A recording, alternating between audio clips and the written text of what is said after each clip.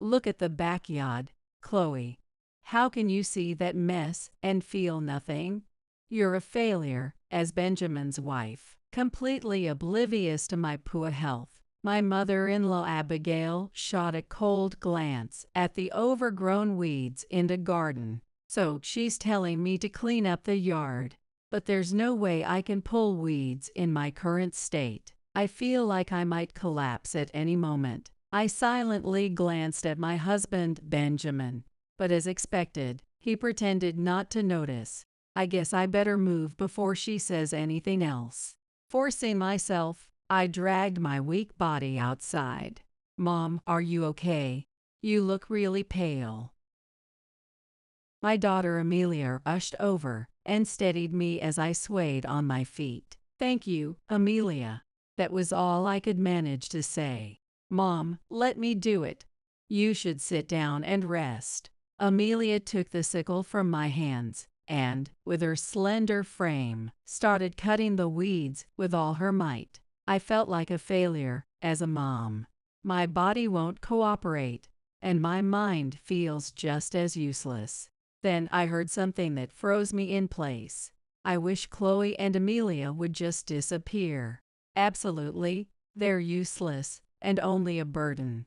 I hope they never come back. From inside the house, Abigail and Benjamin's voices rang out clear and cutting, shattering me. Why would they say such cruel things about us?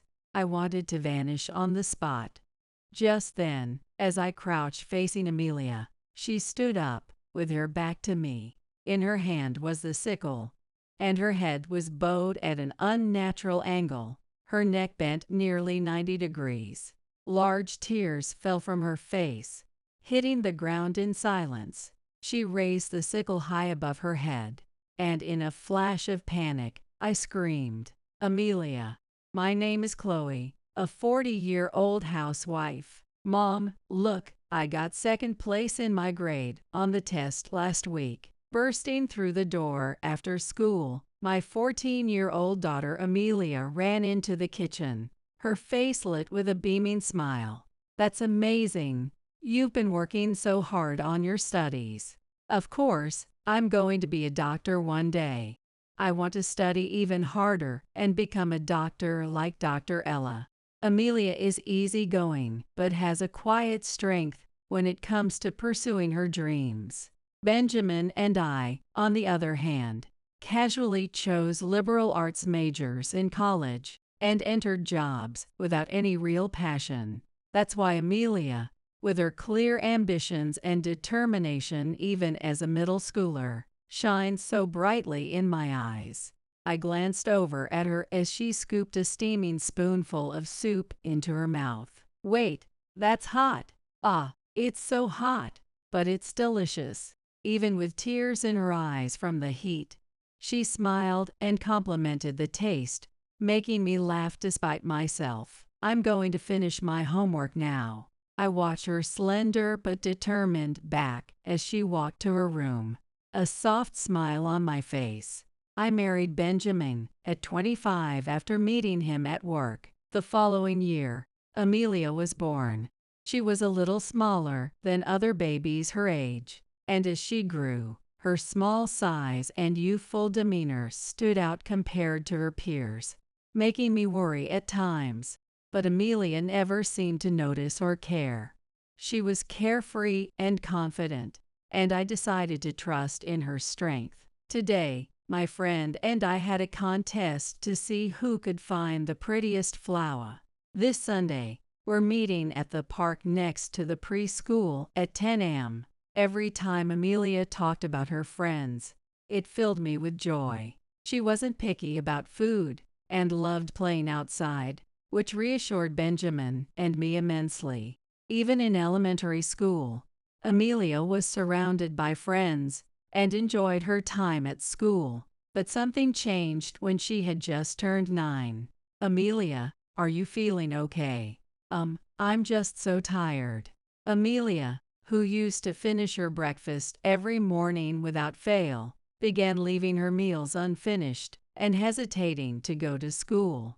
She didn't have a fever, but even the effort of commuting to school seemed to exhaust her, and we received several calls to pick her up during the school day. I wondered if something had happened at school. Was she having trouble with her friends? Worried, I consulted her teacher, who mentioned that even her classmates were concerned about her. On the teacher's recommendation, we visited the doctor and received shocking news. Amelia had leukemia. Why Amelia? She had been so full of life. Why didn't I take her to the doctor sooner? Was it her diet? As a mom, had I failed to notice the signs? These regrets consumed me every single day. Mom, did you know Dr. Ella lived in Germany?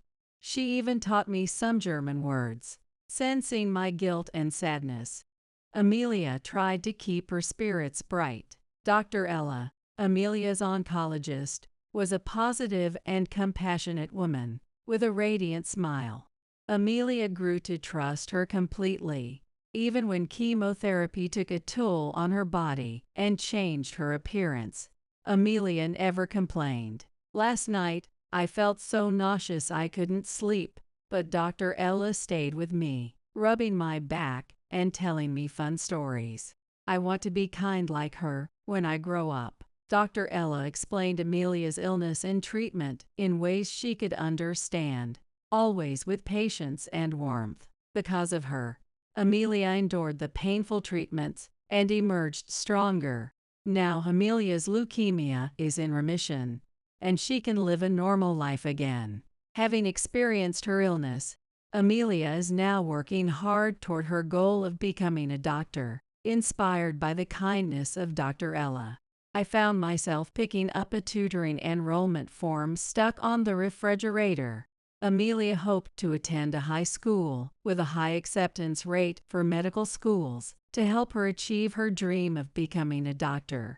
However, a friend had told me that getting into that school would be difficult without additional tutoring. I had Amelia take a trial test, and while she had mastered textbook-level questions, she struggled with the advanced ones.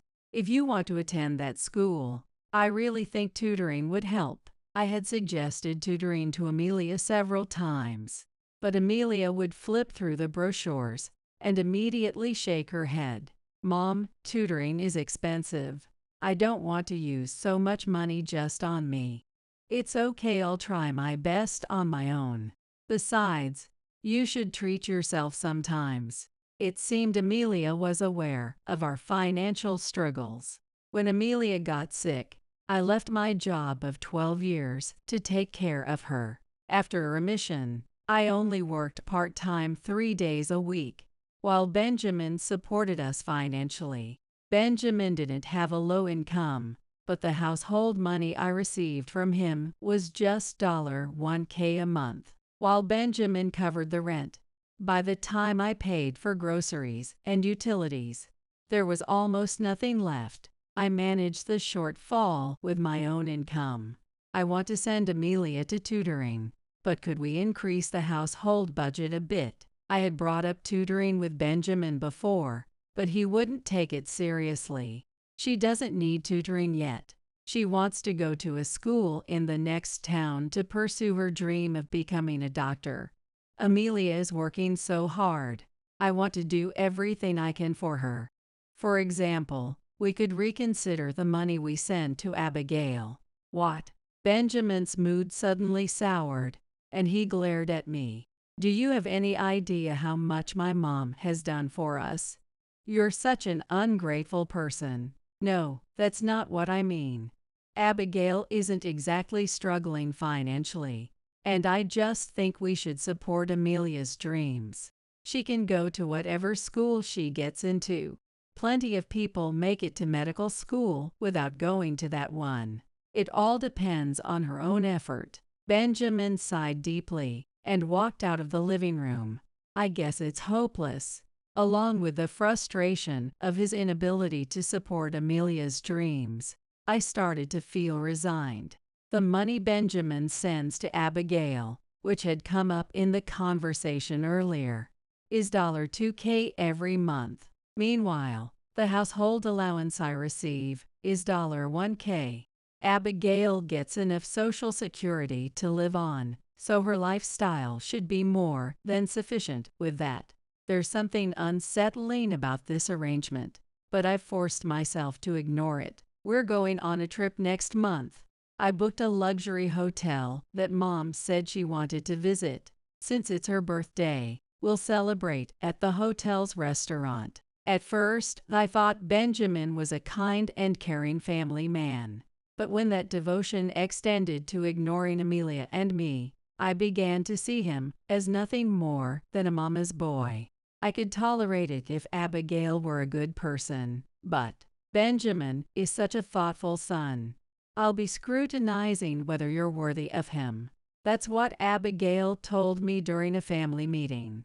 I dismissed it at the time, thinking it was a typical comment, but now I realize how abnormal it was. If only I had scrutinized this family more carefully back then. That thought lingers as a regret. There's one thing Abigail said that I'll never forgive. It happened while Amelia was hospitalized for her illness. When children get sick, it's because of their parents. Have you been neglecting your home while focusing too much on work? Whenever Abigail visited the hospital, she'd pull me aside to make such snide remarks. If it were only directed at me, I could take it, but one day, she crossed a line. Benjamin said his contributions to me would be reduced because of Amelia's medical expenses. What? How could she bring this up now? I was too stunned to speak. Unfazed, Abigail continued as if talking to herself. Amelia is such an ungrateful child. Enough. Before I knew it, I was confronting Abigail, my voice trembling as I glared at her. What? You're proving you're not fit to be Benjamin's wife. With that, Abigail left, feigning composure. I hoped Amelia had not heard. Peeking into the hospital room, I saw her turned away, sleeping. Thankfully, she hadn't heard those cruel words. At least, that's what I thought at the time. But now, seeing Amelia's resolute refusal to enroll in tutoring, I can't help but wonder if Abigail's words had reached her after all. My chest tightens at the thought. I can't rely on Benjamin. I'll increase my income myself. I will fully support Amelia's dreams. I gripped the tutoring enrollment form tightly. That very evening, I began searching for a job within a 30-minute commute with good pay. I worried whether I could find such ideal conditions at my age, but I stayed persistent, sitting in front of my computer every day. After a month of searching, one job listing caught my eye. It was for a contract position at a real estate company. The office was a 20-minute bus ride from home, and the pay was decent. What attracted me the most, however, was seeing the executive director's name on the company's website, Henry Jones. I didn't know him personally. However, my first boss at my initial job, who mentored me, was named Oliver Jones. Something about seeing the same last name made me feel a sense of familiarity, or even fate. Oliver had taught me everything I knew about the job. Thanks to his guidance, I learned how to work efficiently. When I left the job to care for Amelia, he gave me his personal number, saying, "If you ever need anything, call me. I'll always be your boss." I never ended up contacting him, but his words remained a source of strength for me. Drawn to the coincidence of another Mr. Jones, I sent my resume to the company. After an interview, I was hired. "Amelia, I've decided to start working full-time next month. My salary will double, so you don't have to worry about money anymore." I handed Amelia the completed tutoring enrollment form. I noticed a brief flicker of hesitation cross Amelia's surprised face. "Watching you work so hard inspired me, Amelia. I thought it was time for me to try something new too. I'm so excited now. Let's work hard together." "Thank you, Mom. Let's do it together." Amelia's face finally lit up with joy. And so began our new life, with no overtime at my job. I could always take Amelia to and from tutoring. Mom, did you know that sunflower seeds are arranged in a perfect pattern? It's called the Fibonacci sequence. Math is so interesting. Today, I attended a presentation about introducing a new system at work. It became a daily habit for us to share the new things we had learned. The time spent talking with Amelia in the car became the highlight of my day. Looking back, those were some of the most vibrant days for us. Perhaps seeing us so content annoyed Benjamin, as he started becoming increasingly irritable. However, Amelia and I were too busy adjusting to our new environments to bother with Benjamin's childish antics. This meal again. I'm so sick of it. I'm sorry. Tomorrow I'll make your favorite meatloaf. I had learned how to deftly deflect Benjamin's complaints. 3 months into my job, just as Amelia and I were getting used to this routine, tragedy struck. My father-in-law Lucas had passed away suddenly in a car accident. Abigail, devastated by the loss, called Benjamin every night, overwhelmed with grief. Listen, both of you, I've made a decision. Mom is going to move in with us. I'm going to pick her up this weekend. Out of concern for Abigail, Benjamin unilaterally decided on the arrangement. What? So suddenly? Are you going to ignore Mom again? That's not it. If she's moving in, we'll need to clear space for her things. We need to prepare. Moving in together wasn't a decision that should have been made so casually, but Benjamin wouldn't listen to a word I said. Since I worked during the week, there wasn't much time to prepare. In the end, Abigail moved in without us being ready. This place isn't even tidied up. Are you pretending to work to avoid doing house chores? I won't. I shouldn't need your approval. Though that thought lingered in my mind, I feared complicating our long-term cohabitation, and had no choice but to humble myself before her. Taking advantage of this, Abigail and Benjamin only grew bolder. I heard from Benjamin, "You barely clean, and only cook simple meals these days." Benjamin is too kind to say anything, but I won't tolerate it. Breakfast must always include 2 homemade dishes. Dinner must consist of a main course and at least 2 side dishes. The bed sheets must be washed every 3 days, and the entire house must be vacuumed daily. She kept piling on unreasonable demands. If you can't manage this, you should quit your job. It's not like you're irreplaceable. If I quit my job, I'd have to spend all day in the same space as Abigail. That was the one thing I absolutely couldn't bear. So I resolved to wake up even earlier to complete the tasks Abigail assigned. What Abigail didn't know, however, was that Benjamin only drank coffee for breakfast. She also didn't know that Benjamin disliked having anyone clean his room without his permission, so he had always cleaned it himself, a rule we agreed on when we first got married. Can you talk to Abigail for me? Since Abigail wouldn't listen to me about the breakfast or cleaning, I asked Benjamin to step in, but he feigned ignorance. Was it that he believed Abigail's words were absolute, or that he simply didn't want to deal with the tension between us? Either way, Benjamin was no help, completely submissive to Abigail's will. It's morning already. Even if I was still exhausted, the morning always came. In the still dark house, I turned on the kitchen light and began preparing breakfast and dinner. At some point, Amelia started waking up early too. "Good morning, Mom. Want me to cut this?" Rubbing her sleepy eyes, Amelia would join me in the kitchen, as if it were the most natural thing. "You woke up early, use the time for yourself." Honestly, just having Amelia nearby was a comfort. But at the same time, I felt guilty for having her, a student preparing for exams, help me like this. Abigail's demands, however, only escalated. "You know I told you to buy seasonings from that store, right? Our family has always been used to that taste. I didn't have time to go, so I thought this would work until the weekend. Don't be careless. And the bed sheets, you didn't wash them yesterday, did you? The weather was bad, so then use the dryer.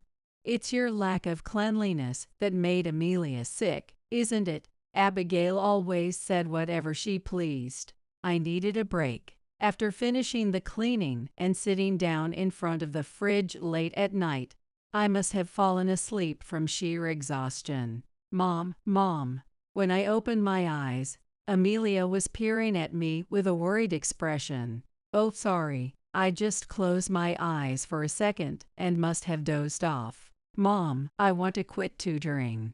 What? Why? She had always said she enjoyed tutoring. Amelia stayed silent for a moment before looking straight at me and saying, I want to help you, Mom. You're more important than tutoring. I pulled Amelia into an embrace. To think she had been so deeply worried. I felt both ashamed of my inadequacies and resolute that I needed to change our living situation. On my first day off in weeks, I could barely stand, but I still prepared breakfast as usual before anyone else woke up. Everyone's still asleep. It's a day off after all. Maybe I can take a short break before they wake up. I lay down on the sofa for a moment. Chloe, how lazy to lounge around first thing in the morning. Grandma, Mom's tired. Let her rest. I wasn't sure how much time had passed. In the distance, I could hear Abigail and Amelia's voices. When I opened my eyes, Abigail was standing over me, looking down at me. I'm sorry. I scrambled to get up, clutching my aching head. Look at the garden.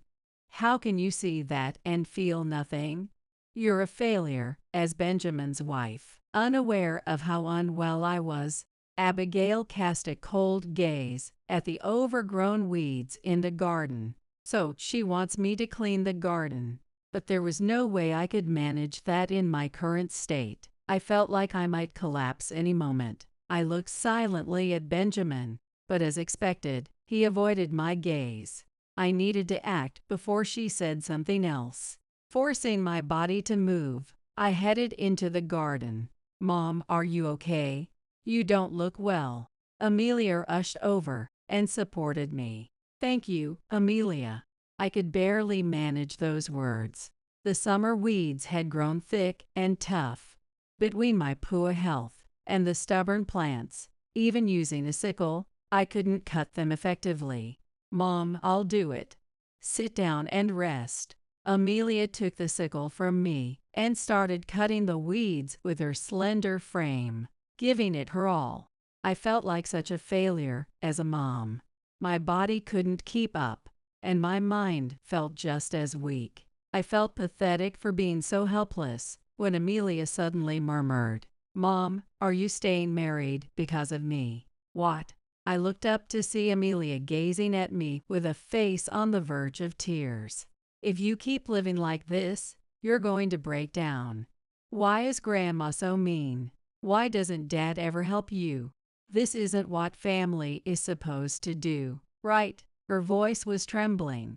I'll quit tutoring. I'll go to the local high school instead. I can still achieve my dreams. So, Mom, please don't stay married for me. I realized how much I had pushed my child, still just a student, preparing for high school entrance exams, to the breaking point, as I struggled to find the words to respond. Benjamin and Abigail's voices drifted out from the house. By the way, how's Evelyn these days? Evelyn. She's crazy about me. I love how she's so devoted. Were they openly discussing an affair? And with Abigail's approval, Amelia and I exchanged looks of disbelief. What brought you two together? We started working together and just clicked. Then, as we talked more, we found out we went to the same high school. Of course, she's 20 years younger than me, but after she learned we shared a high school, she started warming up to me right away. Hearing Benjamin reminisce about Evelyn so fondly made me feel sick. but Amelia's disgust was even more obvious from her expression. The two continued their conversation, oblivious to the fact that their voices carried outside. Evelyn. Where have I heard that name before? No, it must be my imagination. As I mulled over my irritation, I heard words that left me frozen. I wish Chloe and Amelia would just disappear. Then I could start a new life with Evelyn. Exactly. They're useless and just a waste of money. I hope they never come back. The sound of their mocking laughter rang in my ears, leaving me paralyzed. Why would they say something so cruel? I felt an overwhelming urge to vanish. Just then, Amelia, who had been crouching across from me, stood up and turned her back to me. In her hand was the sickle. She bowed her head at an unnatural 90-degree angle, tears dripping onto the ground. She raised the sickle high above her head, and in a panic, I screamed, "Amelia!" I thought for a moment she was about to harm herself, but my scream was drowned out by the sound of glass shattering. The sickle Amelia had held flew straight into the living room where Abigail and Benjamin were, smashing into the window. The glass cracked, scattering shards everywhere. "What are you doing? Are you trying to hurt someone?" The two of them turned red with anger, shouting at Amelia, but Amelia ignored them entirely. Instead, her furious voice rang out, "Enough, Dad and Grandma, you're both crazy. You bully Mom and say horrible things. I don't want to live in this house anymore." I realized something as I watched Amelia cry and scream so intensely it seemed her voice might tear her throat. Amelia, who had endured even the most painful treatments during her illness without complaint, was now expressing her emotions so openly. I had felt my own limits being tested for a while, but I came to understand that Amelia had been pushed even further. The only reason I had been able to endure the cruelty of those two was because Amelia had been there, standing by me, but I realized she had been carrying immense stress herself. I need to be stronger. I need to protect Amelia. With that resolve, I stood up and pulled Amelia into an embrace. "Amelia, I'm so sorry.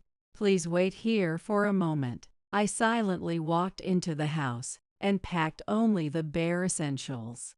Then I took the trembling Amelia with me and left without saying a word to either of them. "Hey, what are you going to do about the window? How embarrassing. Both of you are so unstable." I heard Benjamin and Abigail shouting behind us, but I didn't care anymore. Holding Amelia's hand tightly, I called my parents. "We're coming over. We might need to stay for a while." Mom immediately agreed. "I'll protect you, Amelia. Grandpa and Grandma are waiting for you, and Grandma said she's making your favorite meal tonight." Seeing Amelia's tense expression soften slightly was a relief. I had spoken to my parents about Abigail and Benjamin before. That's why they welcomed us without hesitation. When we arrived at my parents' home, they greeted us as if nothing had happened, a gesture I was deeply grateful for. In front of Amelia, they didn't ask any questions, and I couldn't have been more thankful for that. As Amelia helped Mom in the kitchen, just as I had expected, Benjamin called. Making sure Amelia would not hear, I stepped outside to take the call. "Let's get divorced." Amelia had also said I should get divorced, and now that Benjamin's affair with Evelyn had come to light, I no longer had any doubts. "Living with you two has been suffocating," Benjamin said, sounding eager to move forward. Normally, being the one who was cheated on, I could have pursued alimony or child support in court, but I wanted to sever ties with them as quickly as possible, so I chose not to make any claims for compensation or support. "Come to the courthouse tomorrow at 12 p.m. Sign the divorce papers, and it's done. Don't even think about saying you've changed your mind. I've already promised Evelyn we'll be together." Hearing Benjamin blatantly declare his plans to move in with Evelyn left me speechless. Without saying another word, I hung up the phone. Just one more day to endure. Mom, your work phone is ringing. Amelia called out from behind me. Turning around, I saw her standing in the doorway, holding my work phone and waving it at me. Hurrying over, I took the phone and saw the name displayed. Evelyn Jones.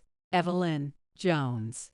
That name Benjamin had mentioned. His mistress.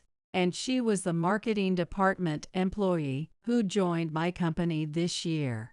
I remembered being present at a recruitment interview since I worked in HR, sharing the same last name as Oliver, whom I respected deeply, and the executive director, Henry Jones, had naturally caught my attention. I had even formed a positive impression of her as someone serious and meticulous in her work. But to think she could have an affair so easily. People really can't be judged by appearances. After all, I hadn't even noticed Benjamin's affair. I hadn't known that Benjamin's company and mine had business dealings either. I wondered if Benjamin realized Evelyn was a coworker of mine. I laughed bitterly at my own naivety, thinking I lacked the ability to judge people properly, an essential skill in HR. Could she be calling to apologize for the affair? I honestly didn't want to talk to Evelyn, but the call wasn't ending. Resigning myself, I decided to answer. Hello, this is Jones from the marketing department. I need your help. Evelyn's voice trembled as if she were about to cry, and I felt a twinge of conflicting emotions. Is something wrong? I decided to hear her out, though I couldn't bring myself to truly care about her problem. Her issue was that a subcontractor she managed was persistently stalking her. She had asked her supervisor to reassign the account, but her request was denied. The manager said things like, "You should be grateful you're getting attention even if you're not good at your job," or "Complain after you've proven yourself capable." Isn't that way of thinking outdated? Yes, it is. While I agreed with what she said, I couldn't sympathize with her, knowing she was Benjamin's mistress, and my response came out cold and detached. He even knows things like my high school and my birthday. It's really creeping me out. That does sound frightening. Now that I think about it, Benjamin did say he and Evelyn went to the same high school. Did she bring it up herself to get on his good side? If she were truly his mistress, it would be easy to imagine such suspicions. I've been so scared I can't even sleep at night. I told my manager, but nothing has changed. So I wanted to ask if there's any way to transfer quietly. Is she really distressed? How much of this is even true? No matter what, I couldn't shake the filter through which I saw her as Benjamin's mistress, and I found it hard to take her words seriously. Why me? My honest feelings slipped out. What? Why don't you talk to your manager? I wanted to end the call as soon as possible. Otherwise, I feared I might lose my temper and yell at someone much younger than me. But Evelyn didn't back down. "Chloe, during my job interview, you were kind to me when I was nervous. I don't know who else I can trust." Is that how she won over Benjamin? By crying to him. I took a deep breath to calm myself. Then I quietly said, "I know about your affair with Benjamin. We're getting divorced tomorrow. Benjamin's excited because he thinks he'll get to be with you. I'm sure he'll protect you from that subcontractor too." My voice shook near the end, but I managed to say it all without losing control. What? Wait a minute. Benjamin White. That's him. He's the one stalking me. Just as I was about to hang up, Evelyn's panicked voice rang out. What? What does she mean? Benjamin openly declared he's having an affair with you.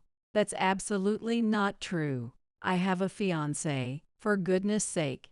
Chloe, I'm sorry to say this, but Benjamin White is such a nuisance that I've even considered suing him.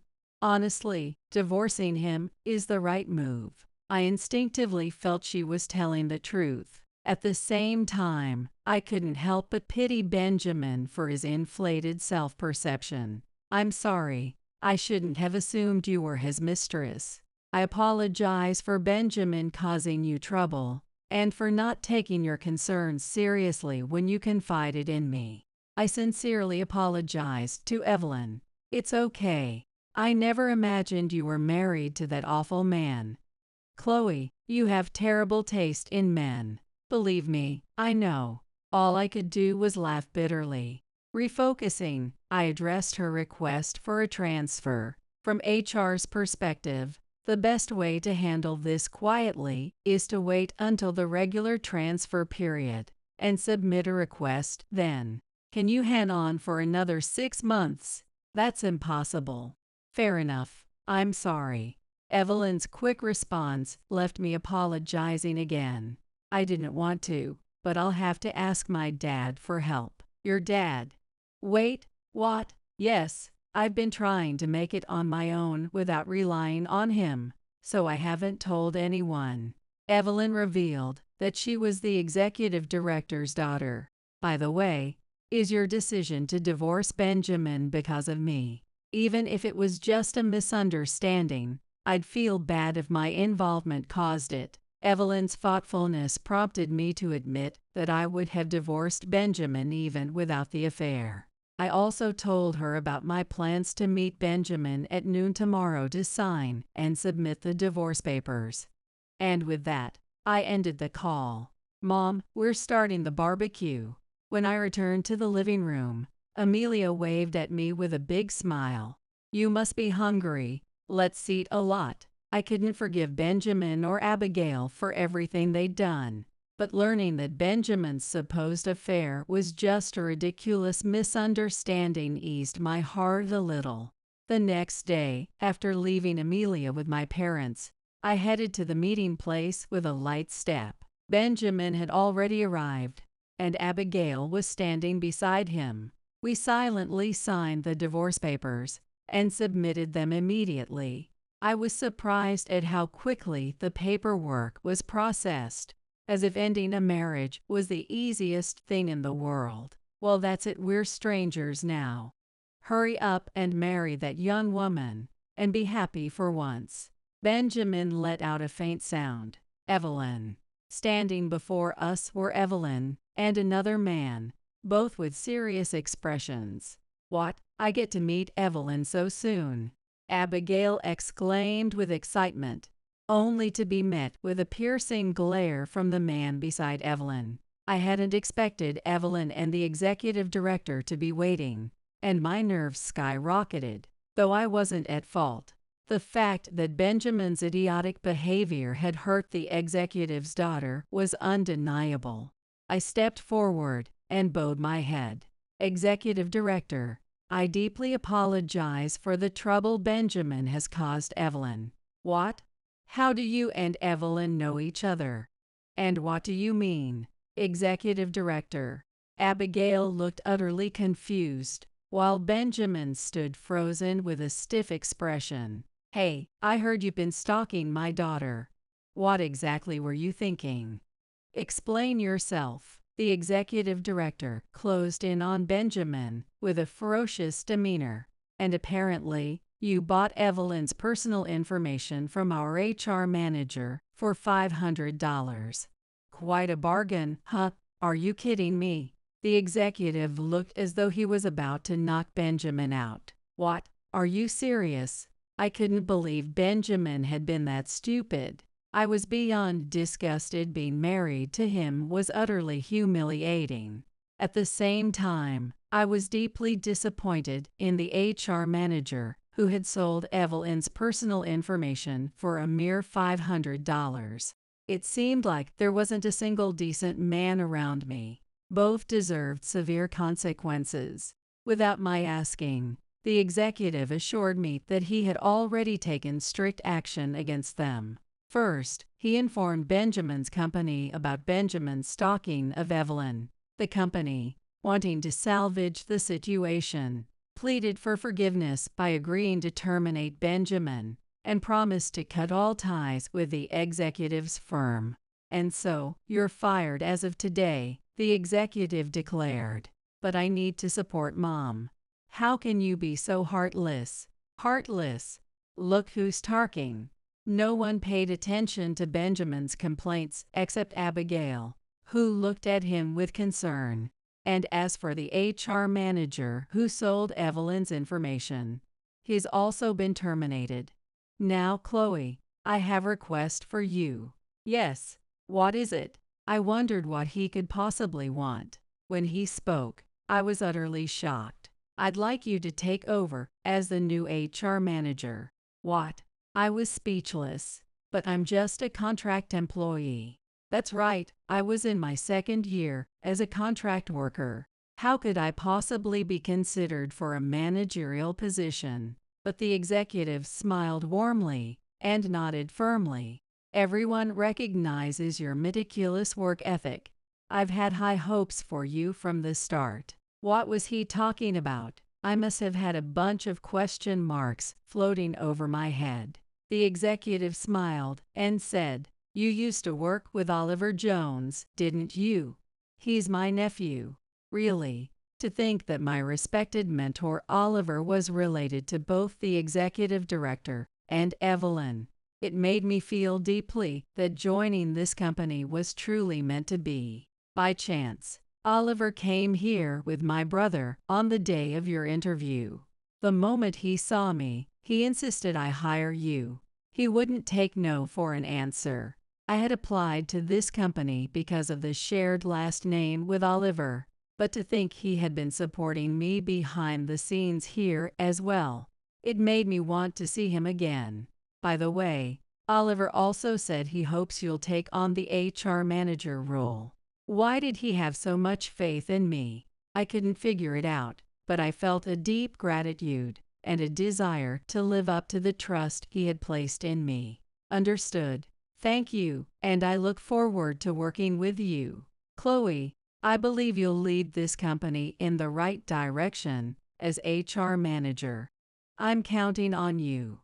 We shook hands firmly. 2 years passed. Benjamin struggled to find work and grew disillusioned with society. He and Abigail moved to a rural town, scraping by day to day.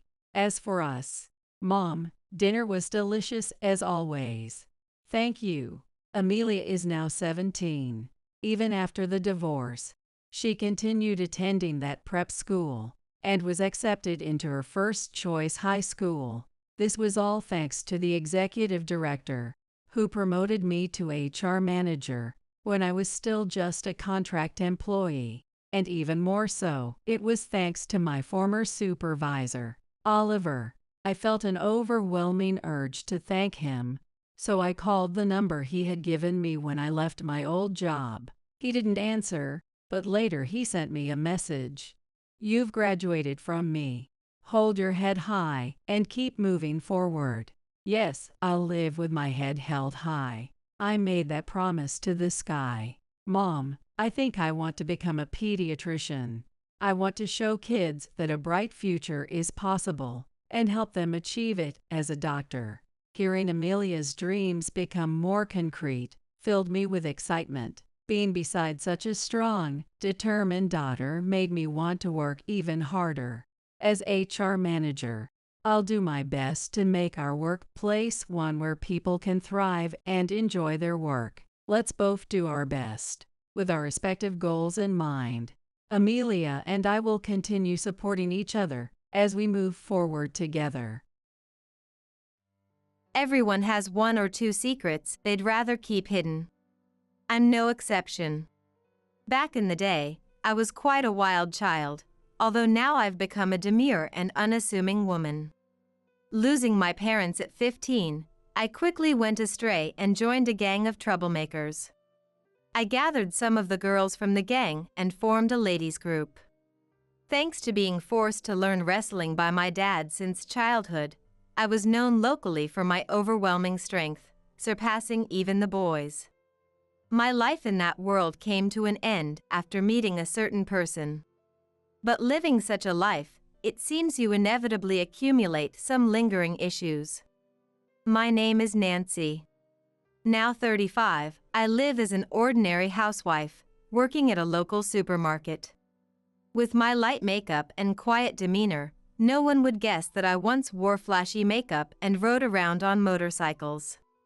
Yes, I was a member of a delinquent group and the leader of a ladies' gang. But then, I met my husband, Joshua, and everything changed.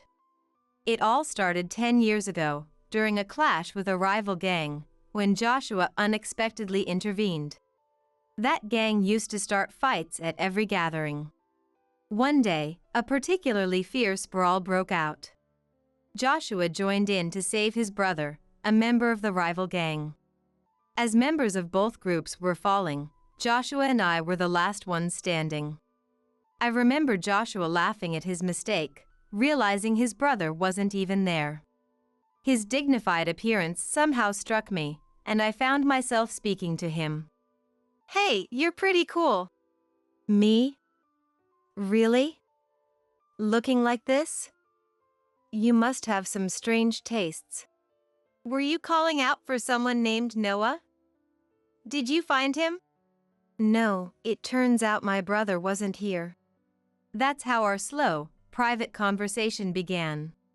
Joshua's brother, it seems, was an irredeemable delinquent. Joshua had even taken up boxing, trying to reform him. Joshua himself admitted he couldn't stand to ignore wrongdoing. He struck me as a man brimming with a sense of justice. Through our conversation, we grew close. Over time, we met more often and it became clear that we had feelings for each other. But back then, Joshua despised delinquents. Despite our mutual attraction, my involvement in the delinquent world prevented our relationship from progressing. Finally, Joshua said that if I left the gang for good, he'd want to be with me. Tired of the senseless fights, I took the opportunity to leave the group. We started dating and got married 5 years later. The group I was part of got disbanded by a rival faction 2 years after I left. After marrying Joshua, I completely transformed into a calm and graceful woman. But recently, our peaceful life was threatened by a certain neighbor. Joshua's sister, Sonia, and her husband. One day, as I was about to see Joshua off to work, the doorbell rang. Who could that be? I'll check. The next moment, Joshua looked surprised. Sonia. He mentioned his sister, whom I knew. I had met her once at a family dinner. Hey Joshua, we've moved next door starting today. Please take care of us. Hello, I'm Tony, Sonia's husband. Well, looking forward to your cooperation. You are. The two of them started off with a disrespectful attitude. But since one was Joshua's sister, I couldn't be too confrontational. We get along well with the in-laws, so I didn't want to cause unnecessary trouble. And it turns out, Tony was the person who lured Joshua's brother, Noah, into the delinquent world. They both went to the same high school and were a year junior to Joshua. Joshua turned 34 this year, so they must be 33. Sonia, 3 years younger than Joshua, should be 31. Joshua, too bad about your brother, huh? Tony, I don't care about Noah anymore. Even you. Joshua was visibly angry. His brother had passed away due to a fight. Joshua's brother and sister apparently never got along well. Sonia felt neglected in favor of her brother and developed a rivalry, which eventually extended to Joshua as well. Joshua once mentioned how difficult it was to deal with his sister, preferring to dote only on his brother. And like me, Sonia was also a former member of a delinquent group. Unlike her voluntary involvement, Noah was forcibly recruited by Tony. Seeing his siblings' transformation, Joshua probably grew even stronger in his sense of justice. As the three glared at each other, I spoke up from behind Joshua. Joshua, you need to leave for work soon. Ah, right. Running away, Joshua? Remember, I haven't forgotten that you laid hands on me. That was because you attacked Noah. All right, both of you, enough. We're done here. With Sonia's words, Joshua left for work, still unresolved. And at the same time, the bell tolling the start of Sonia and her husband's harassment began. An hour after Joshua left for work, the doorbell rang. But when I checked, no one was there. An hour later, there was a loud noise at the entrance as if something was violently placed there. When I looked, there was a heap of cardboard boxes dumped in front of the door. What's this about? No one was around. So I decided to ignore it and went back inside. Then, I heard a small popping sound from the balcony. I hurried over and found 3 broken eggs scattered. We live in an apartment on the corner, next to the room Sonia just moved into. This means the harassment likely came from Sonia's room, as there are no neighbors on one side and it's too high for someone from below. Angry, I confronted my next-door neighbors. Hey, is that you? What do you want, showing up like this? Sonia greeted me with an irritable demeanor. Is this your idea of a prank? Throwing eggs on our balcony? It had to be Sonia or her husband. The angle only made sense from Sonia's balcony. But Sonia glared at me, replying, "What? Don't be absurd, lady. Lady, you got proof we did it? Make false accusations and I'll call the cops." Despite being a former gang member, her reliance on the police in such a situation seemed second-rate to me. I have no proof. But the way the eggs are scattered, they could only come from your balcony. I tried to remain calm. But Sonia kept glaring and arguing back. Proof? That's weak. Hey Tony, the lady next door is complaining. Hearing this, Tony joined in. Hey. Just because you're Joshua's wife doesn't mean you'll get any special treatment. If Sonia was second-rate, Tony's words were no better. He might think he's intimidating, but to me, it's not frightening at all. I could feel my old self stirring. But I didn't want to revert to my past. So, I played the role of a meek, unassuming woman and said quietly, "Please, don't raise your voice." Inwardly, I wanted to deliver a roundhouse kick right then and there, to snap that foolish neck. But having reformed after meeting Joshua, I didn't want to throw away all my efforts for something like this. Seeing my reaction, they both burst into laughter in front of me. Haha, so you're Joshua's wife? I thought you'd be something special, but you're just a dull woman. Weak. Tony was giving you too much credit. At the family dinner, you seemed like a real introvert. A kick alone won't suffice. I might need to dislocate a joint or two. Trying to control my rising anger, I was told, "Go on, leave." And the door was closed on me. I stood there, staring at the closed door. I pondered telling Joshua, but knew that even if he spoke to Sonia, they'd just feign ignorance. It would only result in more harassment and frustration for me. So, I decided against it. The next day, and the day following, the harassment from Sonia and her husband continued. It always began after Joshua left for work. Who dumped this garbage at our doorstep? It must be those two. As I was about to leave for work at the supermarket, the door got stuck halfway, blocked by a bag of garbage. I reluctantly took it to the disposal area and then headed to work. 5 hours later, I returned home to find, "This is unbelievable!" There was a cardboard box in front of the door, arranged like a table. On either side of the box, lit candles were placed. And in the center, a vase with flowers was set. On the door above, a photo of me, taken who knows when, was stuck. They were mocking me as if I was deceased.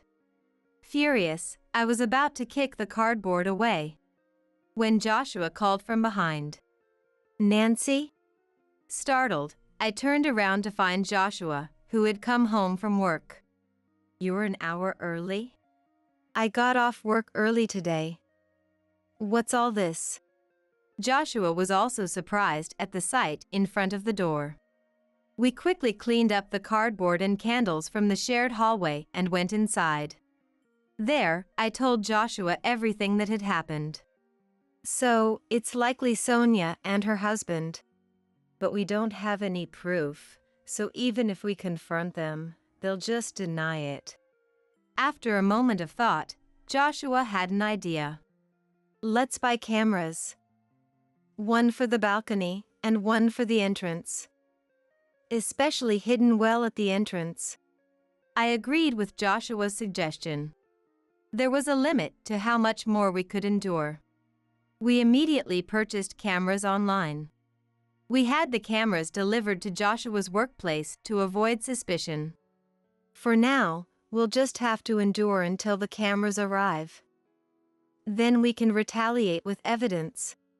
Understood. So, I bore the harassment from Sonia's house for the next couple of days. For most people, endurance means being unable to fight back due to lack of strength or fear. But for me, it was different. I was holding back the urge to retaliate. In a world where using force was permissible, I would have already pulverized those two. Having the ability but not being able to use it was incredibly frustrating. 3 days later, Joshua came home with the cameras. "Any trouble since?" "The usual. Today, they even threw a fish head onto the balcony." "Let's set up the cameras right away. Put one behind the air conditioning unit on the balcony, aiming at Sonia's balcony. We'll hide another near the fire extinguisher by the entrance." The day after installing the cameras, Sonia's antics started again as Joshua left for work. I monitored everything through a recording app. Sure enough, the two of them started their antics. I silently observed and left for work when it was time. 2 hours into my shift at the supermarket, Sonia lined up at my register. Well, if it isn't my sister-in-law." I silently scanned the items. It was clear from Sonia's tone she knew it was me. Her demeanor dripping with condescension. "Aren't you a bit cold for a cashier? Shouldn't you be more hospitable? Come on, give me a discount on this." Other customers were lined up behind Sonia, watching our interaction with concerned expressions. "Hey, I'm not a scarecrow, you know." A middle-aged man in line spoke up to Sonia. "Hey, can't you see she's uncomfortable?" Sonia whirled around, glaring fiercely. "Shut up! It's none of your business." The man seemed completely deflated by Sonia, who suddenly yelled at him. The man shrank back and left the line. I then addressed Sonia for the first time. "Ma'am, if you continue to behave inappropriately, I'll have to call security." I spoke in a calm but icy tone. Perhaps mindful of the others watching, Sonia retorted. "Geez, it's just a joke." "Ah, so disappointing." And left the store, abandoning her items halfway through the transaction. The other customers stared in astonishment. My anger was just about to boil over. When I returned home after work, there was a notice on the door. The note on the door read, "Useless cashier." That's it. I can't take it anymore. I ripped off the note in frustration and waited anxiously for Joshua to return. After Joshua got home, we reviewed the footage from the cameras. It clearly recorded Sonia and her husband's misdeeds. Now we can fight back. All right, let's go now. Anger filled Joshua's eyes. When we rang Sonia's doorbell, Tony answered. You two again? What do you want this time? Sonia appeared behind him. What do you want, Joshua? The two of them asked lazily. We finally began our counterattack. You too. As I started to speak, Joshua stopped me and stepped forward. Nancy, let me handle this. Sonia, and you, Tony. If you harass us any further, it won't end well for you. Joshua's voice was low and menacing. Tony retorted. What? You want to fight? Do you even have proof we did anything? Making baseless accusations like before. Before Tony could finish, Joshua started playing the video saved in the recording app. What this is? Our video capturing your wrongdoings. We had to install cameras because your harassment was too much. This silenced the usually talkative pair. Tony. Sonia, showing a hint of panic, turned to Tony. Tony, frowning deeply, glared back at us. Damn it, you got us this time. The trouble started from your end, remember? I said with a serious face. Tony retorted. So, we settle this with force, huh? Wait there, Joshua. I'm calling someone. Call whoever you want, we'll be ready. Joshua stood firm, undeterred. As the situation escalated, Tony desperately pleaded into the phone. William, I need backup, now. His tone was completely different from the bravado he showed us, repeatedly begging for help. After hanging up, he turned back to us. Get ready. William, the most notorious guy around here, is on his way. He smirked at us. Convinced of his imminent victory, but relying on someone else's strength showed his true cowardice. Why don't you confront us directly? Ha, keep talking. I know your strength well.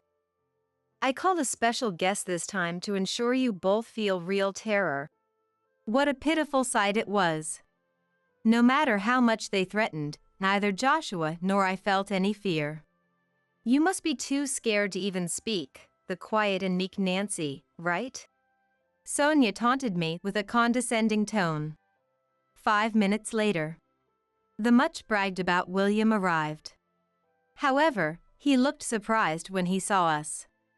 William, over here. Long time no see, William.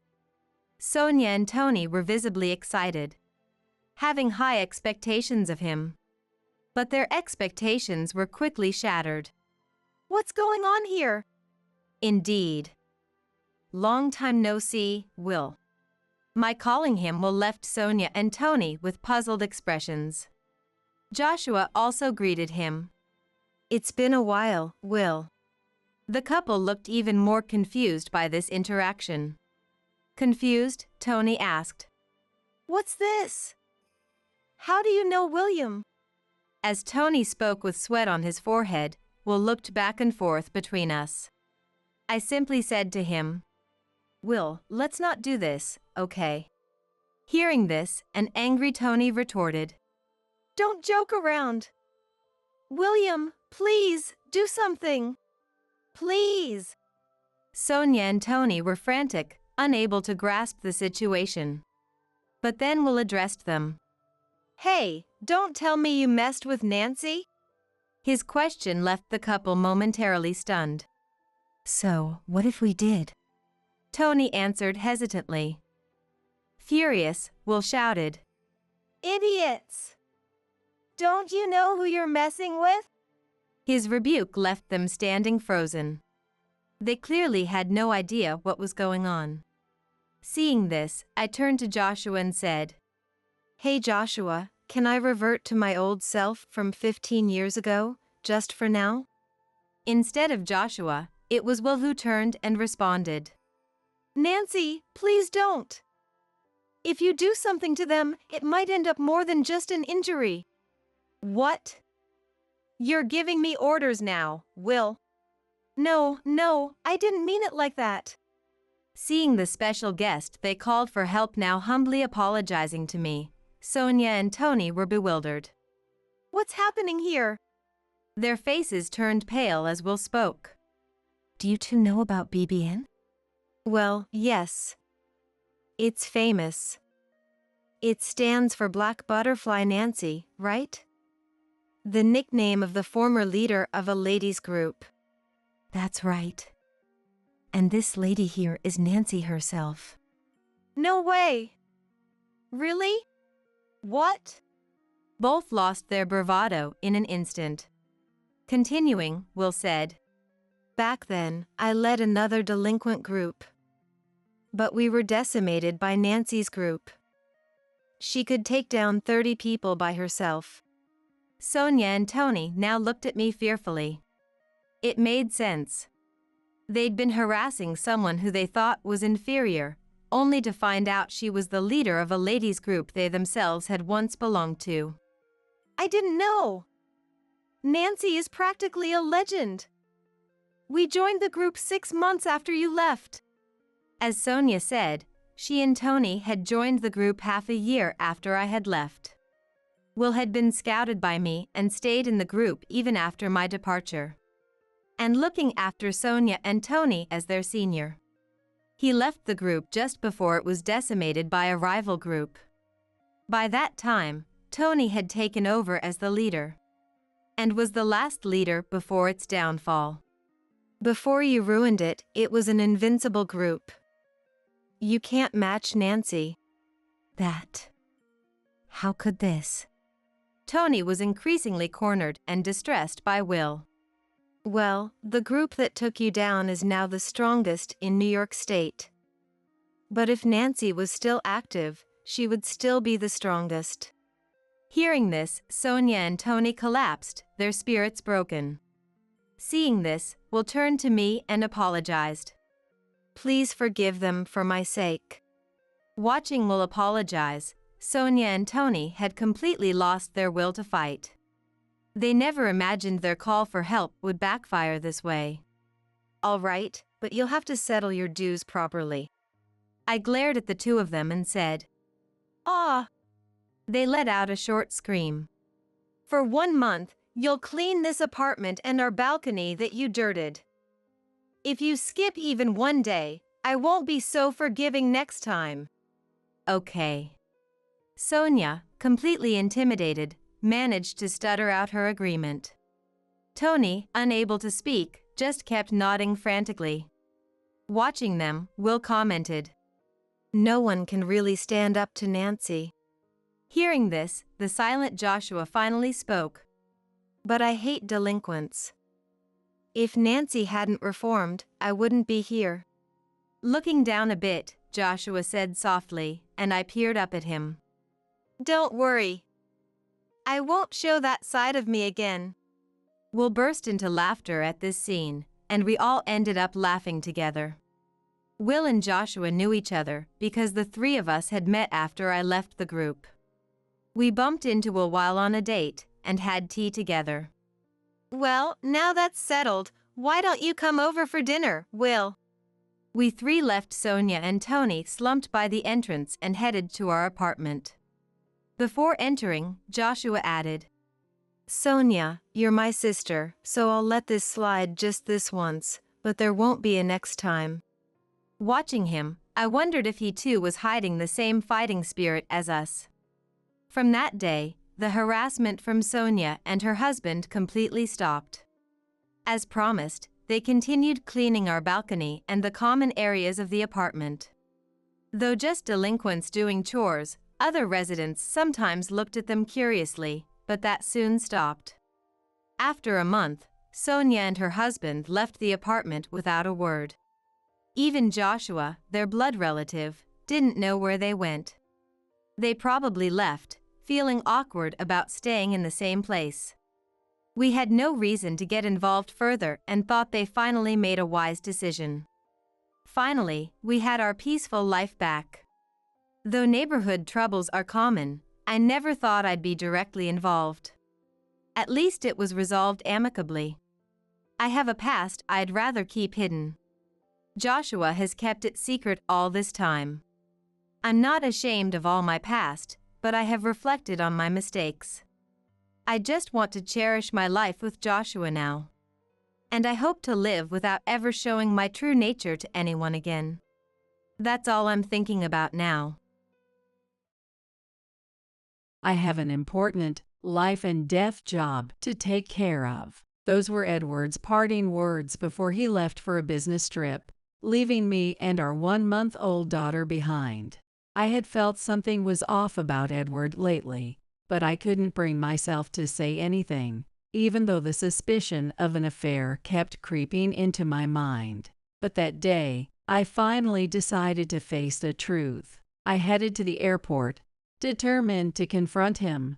Then I overheard a conversation that was beyond belief. "She is a real fool, isn't she? Now we can enjoy ourselves, just the two of us." At the moment I saw Edward laughing with his ex-girlfriend Angela, something inside me shattered completely. Their light-hearted, mocking laughter made my suppressed anger rise to the surface all at once. It felt like every bit of patience I'd had was finally paying off at that moment. This hellish flight was just about to begin. My name is Cynthia, and I'm 28 years old. I work as a flight attendant, and although it keeps me busy, I love spending time in the sky. My husband Edward and I met back in high school, and we've been together for 10 years now. Back then, we were so close. It just felt natural to be together. And we never fought. "Cynthia, one day, let's get married." I still remember his words clearly, even now, imagining a future together. Every moment was so joyful for us. When we got married at 25, people around us would say, "You two make such a great couple." But things began to change gradually after marriage. I think our inability to have a child right away was one of the reasons we started growing apart. "Edward, are you going out for drinks again tonight?" I asked, sitting alone at the dining table as he got ready to leave. "Sorry, a coworker invited me out. I'll be back soon, so don't wait up." Edward was hurrying out the door and barely gave me an answer. "Lately, you've been going out more often, haven't you?" I asked him, trying to hide my worry. But without even looking back, he just said, "Nah, it's not like that." And with that, he closed the door. Watching him walk away, I felt a deep unease. I had thought countless times about having a serious conversation, but even when we did talk, Edward's behavior never changed. Whenever I confided in friends, they would worry and say things like, "Why are you putting up with this? You should just leave him already." But I would just shake my head and reply, "I know, but I just can't bring myself to leave him." Maybe I still love him. Even I couldn't understand why I clung to him so tightly. After spending 10 years together, I just couldn't let him go so easily. "Is it because you still love him?" a friend once asked me. I paused, taken aback by the question. "I don't know. Maybe I'm just scared to be without him." The words slipped out of my mouth, and even I was surprised by them. Maybe it was true that a fear of being left alone had bound me to him all along. Then finally, I became pregnant. It was the moment I had longed for. "Edward, guess what? I'm pregnant." Overwhelmed with happiness, I couldn't wait to share the news with him. I hoped that maybe this would change things. "Oh, really? That's good," he replied, seeming mildly surprised but with a faint smile. "Aren't you excited?" I asked, looking for reassurance. "Well, I guess I am. Hey, if it's a girl, how about Lily? It has a nice ring to it." "Lily? Yeah, that is a cute name." Though a bit uneasy about his reaction, I held on to the hope that our growing family would lead to some change in him. But that hope was swiftly crushed. Even after I became pregnant, Edward kept coming home late, spending less and less time with me. "Edward, once the baby's born, will you be home a bit more?" I asked. Well, maybe once work settles down. I'm just really busy right now." His response felt hollow. As I continued to prepare for the baby alone, I found myself constantly questioning, why am I in this situation? I think I'm reaching my limit, I murmured to myself countless times. Friends encouraged me, saying, "You should get a divorce already," but I just couldn't take that final step. One night, I finally confronted Edward. "Why are you so indifferent?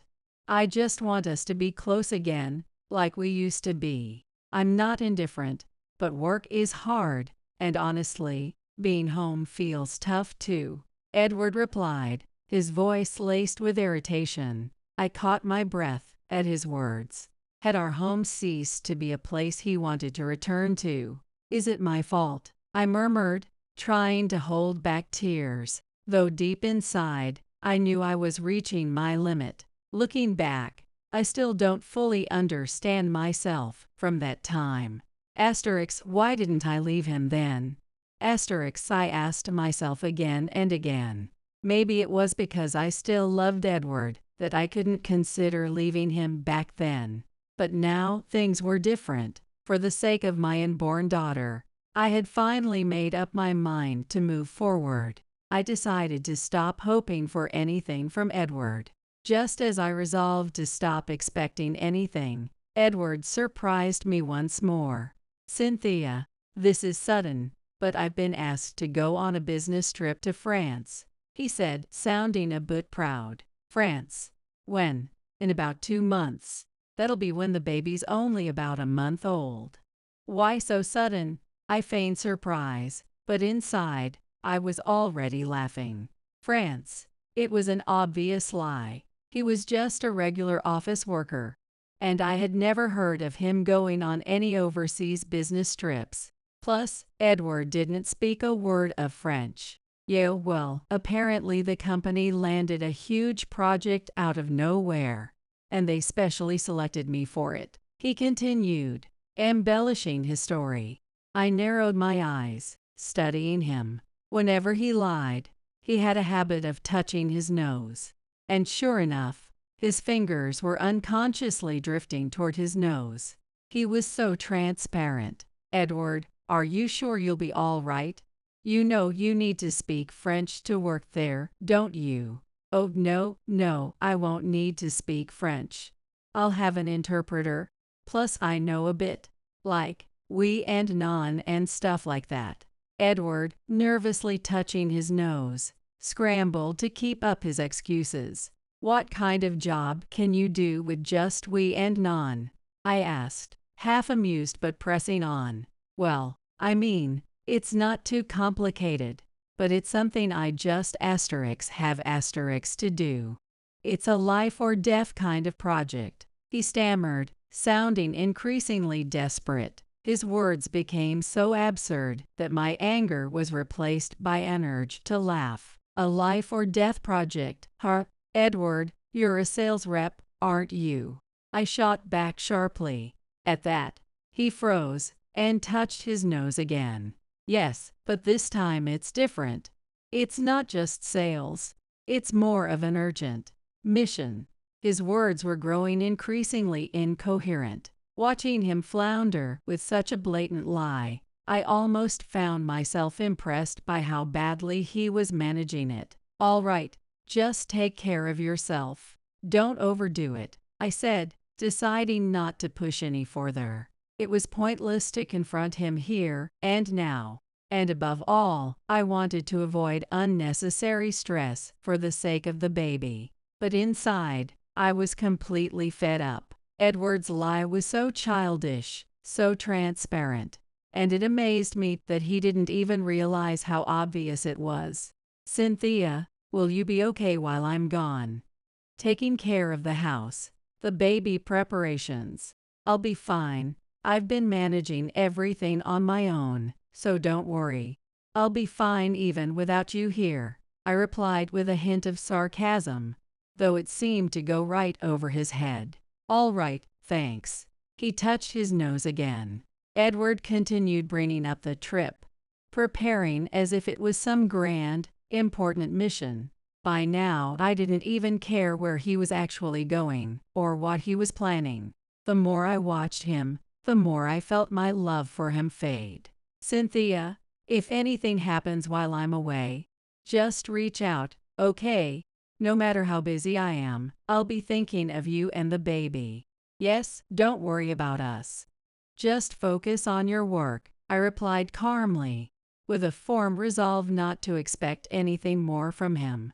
I already knew exactly what he was planning with this so-called trip to France, but I was done letting it get to me. I had to look ahead and move forward for the sake of our child and my own life. Cynthia, I'm off. I'll do my best, he said, smiling as he left, touching his nose one last time. Watching him go, I let out a quiet sigh. His words had lost all meaning for me. A business trip to France. That lie wouldn't fool me. The way Edward kept touching his nose, his clumsy attempts to hide his infidelity, everything was as transparent as glass. Instinctively, I knew this was no business trip. It was a secret getaway. Determined to uncover the truth, I began investigating Edward's behavior. Though I was close to giving birth, my mind was now occupied with his possible affair. The urge to confirm my suspicions grew stronger, so I turned to social media. I wanted to see who Edward had been following lately, who he was interacting with. Maybe there'd be some clue there. Who among the women Edward follows might be suspicious? I wondered as I checked one profile after another. Then I stumbled upon a private account that caught my attention. Who's this account? The profile had no photo and very few posts, but I recognized a familiar name among the followers. Angela. She was a high school classmate and, more importantly, Edward's ex-girlfriend. My sense of caution spiked instantly. Angela was notorious back in the day, always getting involved with multiple guys. If Edward had reconnected with her, she was likely his affair partner. How can I take a closer look at this account? After a moment of thought, I decided to create a fake profile using an AI-generated, handsome-looking man's photo, and I sent Angela a follow request. If this works. A few hours later, my phone pinged with a notification. Angela had accepted the request. Of course, I muttered. I immediately scrolled through her posts, only to discover a shocking truth. Angela was planning a trip to France with Edward. This man is truly the lowest of the low. I felt a burning fury rise within me. He was planning a vacation with his mistress while I was close to giving birth. In that moment, whatever lingering love I had for Edward was completely extinguished. It was now painfully clear that expecting anything from him was a waste. Edward, we're done. I declared it firmly in my heart, beginning to think seriously about my future. As my due date approached, the day finally came. Labor started, and I began preparing to head to the hospital. Edward had told me to call him if it seemed like the baby was coming, but I had no intention of contacting him.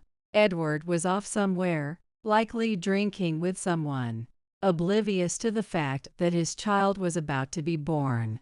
Even the midwife asked, "Are you going to call your husband?" It didn't matter. He won't be here. He's too busy enjoying his affair, I answered calmly, though anger simmered beneath the surface. As night fell, the labor pains intensified, reaching their peak. Through the agony, I fought with everything I had for my child. I don't need a man like him. I'll be fine on my own. With all my anger channeled into pushing, I finally brought my daughter into the world. "Thank you for being born," I whispered, holding her tightly as tears slipped down my cheeks.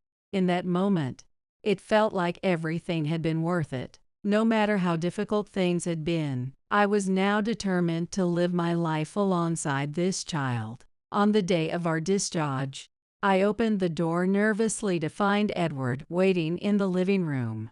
He quickly stood and walked over to us. "Welcome back. I'm glad it all went well," he said, glancing at me briefly before shifting his gaze to our daughter. For a moment, he simply stared, silent, as if surprised by the sight of his newborn. So small, he murmured, awkwardly extending his arms to hold the baby. His tense posture made me smile just a little. "She'll be fine as long as you're gentle," I reassured him, carefully placing our daughter in his arms. He held her clumsily, gazing intently at her tiny face. "She's cute." At his words, something within me twinched. Though his words sounded appreciative, they felt hollow. There was no depth of feeling in his tone, no genuine connection that I'd expected from him as a new father. The sense of unity I had hoped for, the joy of becoming a family, was absent in him. After a while, Edward handed our daughter back to me, as if he'd already had enough. "This is going to be tough, huh? What was her name again?" Her name. Our daughter's name. How could he forget? I could only shake my head in disbelief. "You're the one who wanted to name her Lily because it sounded cute." "Oh, right. The three of us can work hard together." "Work hard? At what?" His words felt shallow, almost obligatory. There was no true resolve behind them. Yet somehow, I no longer cared. My mind was already elsewhere. Yes, on my revenge trip to France. But going to France wasn't just about getting revenge on Edward and Angela. I had another, very important reason. "Mom, could I ask you to watch Lily for a little while?" One day, I brought up the idea of leaving my daughter in my mother's care. She looked a little surprised, but immediately agreed without hesitation. Seeing her nod in quiet understanding reassured me. I felt deeply grateful to have her support, especially under these circumstances. "I'm going to France. The captain I've worked with for years is making his final flight from France to America, and I want to be there to see him off." My mother listened, appearing pensive for a moment, but soon she nodded with a look of understanding. Though I could sense a hint of curiosity, she didn't question my choice. I thanked her, deeply appreciating both her kindness and concern. Once I had arranged for Lily's care, I began mentally preparing for the trip. It wasn't just a journey for revenge. It was a farewell to a mentor who'd been there for me through so much. I started getting ready for my flight to France with this in mind. "Edward, I'm going to France, too." "What? To France?" "I'll leave Lily with my mom. It'll be a one-night, 2-day round trip," I said casually one day. "For what?" he asked, raising an eyebrow. "The captain I worked with is having his last flight." "Oh, right. Well, sure, if your mom's watching Lily, go ahead." Watching his nonchalant response, I smirked inwardly. He had no idea what I was up to. And to think that, by pure coincidence, or maybe divine intervention, I'd be on the same flight as Edward and Angela. Through Angela's social media, I already knew they were flying to France together. The fact that I'd be on the same plane felt almost like a message from above, urging me to go through with my plan. On the day of the flight, I smiled and waved as I sideward off. "Take care, and good luck with work," I said cheerfully, but in my heart, I was already saying goodbye. I knew I'd never love that man again. "Thanks. I'll be back soon, don't worry," he replied, completely unsuspecting, as he headed toward the airport. Once I arrived at the airport, I carefully put on a disguise, a hat pulled low, sunglasses, moving inconspicuously. When I spotted Edward and Angela from a distance, I kept a safe distance, but kept them well within my sight. "You two look like you're having fun," I chuckled coldly to myself. Once I boarded the plane, I discovered my seat was just behind Edward and Angela, diagonally. It felt as if fate had perfectly positioned me to observe everything. Thank you, God. I thought, sinking into my seat with satisfaction. After takeoff, their conversation gradually reached my ears, and I couldn't believe what I was hearing. "She's a real idiot. She hasn't got the slightest clue I'm lying," Edward said smugly. Finally, We get some time alone. Forget about Cynthia, let's just enjoy ourselves. Angela replied happily. My anger surged, but I knew I had to stay calm. Blowing up here wouldn't help. Instead, I considered my next move carefully. Sarah, can you come over for a moment? I called out to a friend and fellow flight attendant who was in on my plan and had agreed to help. Been waiting for this. Which seats are they? Her eyes sparkled with intrigue as she came closer. Take a look at the couple in front of me, diagonally to the left. That's my husband with his ex-girlfriend. They planned this whole getaway together. Think you can give them some special service? I whispered. Leave it to me. Sarah grinned mischievously and went back to her duties. Returning to my seat, I kept an eye on the two, quietly envisioning my next steps while feeding the flames of my anger. A husband who abandons his month-old baby to cheat. The real fool here is him, I muttered under my breath, contemplating my plans as the plane continued toward France. But as I waited for the right moment, I noticed Edward and Angela were now complaining to the flight attendants over the smallest inconveniences. The two of them were still lost in their own selfish world. First, Edward raised his voice. Why is this plane shaking so much? Can't you make it fly smoother? He seemed irritated by some mild turbulence, as if the flight attendants had any control over it. Sarah calmly replied, Sir, we can't control the weather, but rest assured we're prioritizing everyone's safety. We appreciate your understanding. Even with Sarah's professional response, Edward's irritation only grew. There better not be any delays. We're supposed to arrive on time. Yay, we're in a hurry, Angela added, piling on her own complaints. Watching their antics, I felt a mixture of embarrassment and disbelief. Delays due to weather are beyond anyone's control, yet these two refused to acknowledge it. My irritation only deepened. I apologize, but delays due to weather are out of our hands.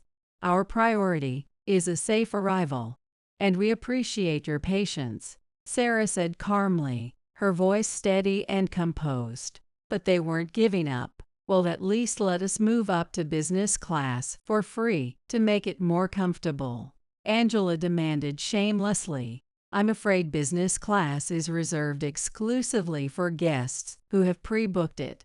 We encourage you to book business class on your next trip to enjoy an enhanced experience, Sarah replied with a warm smile. With polite but firm composure, she shut down their request, and I felt a wave of relief and pride watching her handle them so deftly. It was baffling to see Edward fawning over such a woman, and to think he was my husband. I felt a flash of embarrassment for myself, too. Then they started complaining about the cabin temperature. Excuse me, if you're feeling chilly, we can provide blankets. For those feeling warm, we'll be happy to bring a cold drink, Sarah offered, gracefully deflecting every demand. Her pores and professionalism were impeccable. Silently, I applauded her handling of every situation, thankful beyond words. Thank you, Sarah. I thought, enjoying each time they were rebuffed. But that enjoyment was short-lived. It was time to execute the next part of my plan. Taking a deep breath to steady myself, I began to act, calm and composed, my resolve quietly set amidst the tension. The moment I saw Angela leave her seat and head to the restroom, I seized the opportunity. Quickly, I signaled to Sarah to bring me a juice. If everything went according to plan, this would be flawless. I followed Angela, moving quietly down the narrow aisle. My heart raced a bit, but I kept calm. This plan had been carefully crafted. Each step required absolute focus and precision. As Angela approached the restroom, I watched her back intently.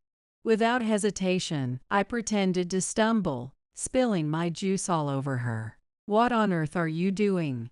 she yelled. "Oh dear, I'm so sorry," I replied, just as planned. Angela reacted exactly as I expected, startled and furious. Her face flushed red as she stared down in shock at her juice-soaked clothes. I had to hold back a smirk, keeping my expression cool as I looked at her and calmly asked, "What are you doing here?"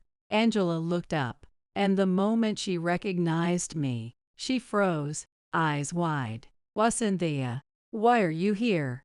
"That's my line," I replied smoothly. Clearly, she hadn't imagined she'd run into me here. I watched her face go pale as she struggled for words. She looked like she wanted to tell Edward, but with her clothes dripping juice, she couldn't very well go back looking like this. Timing couldn't have been more perfect. Just then, Sarah came over, offering a towel. "Are you all right, ma'am?" she asked gently, handing it to Angela, who had no choice but to take it and disappear into the restroom to clean herself up, still flustered. Angela wouldn't be back for a while, which gave me just enough time. I wasn't going to let this chance slip by. The moment she closed the restroom door, I quickly picked up her discarded cap and jacket. Her perfume lingered faintly, but I didn't let that distract me. All that mattered was sticking to the plan. Steeling myself, I moved quietly toward Edward's seat. Edward was slouched in his seat, gazing absently out the window, completely unaware of me. The sight of him so defenseless stirred anger deep inside me, but I had to stay calm. Not yet. I had to keep my emotions in check. Imitating Angela's voice, I spoke softly. "By the way, how's it going with Cynthia? You two getting along?" Edward glanced over at me briefly, then turned back to the window, disinterested. "Not really. I'm only with my wife because her family's rich. It's not like I actually love her." His cold words pierced my ears. I had suspected it before, the fading of Edward's feelings for me, but hearing it so plainly still hurt. "And your daughter? She's adorable, isn't she? Taking care of her must be challenging. Does it feel more real to you now?" I pressed on, keeping my voice steady. Edward hesitated for a moment, then shrugged. "My daughter. Honestly, I don't really get it. She's just a baby, and I don't feel anything." A slow wave of anger rose within me. How could he be so indifferent? This was our precious daughter. Yet to him, she seemed meaningless. Swallowing the pain, I asked him another question. "Don't you love her, my daughter?" He replied, unbothered. "Yes," Edward answered without a hint of hesitation. "Love? I don't know. She's cute because she's a baby, that's all." At that moment, something in me snapped. Anger and sadness swirled inside, but I couldn't end things just yet. I took a slow breath and asked again, "What about Cynthia? Do you not love her either?"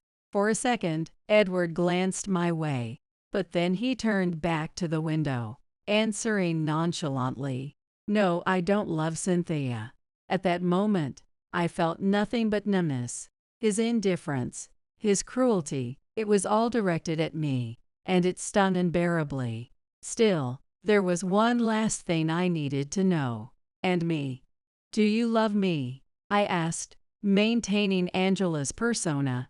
Finally, Edward turned to look at me, mildly surprised.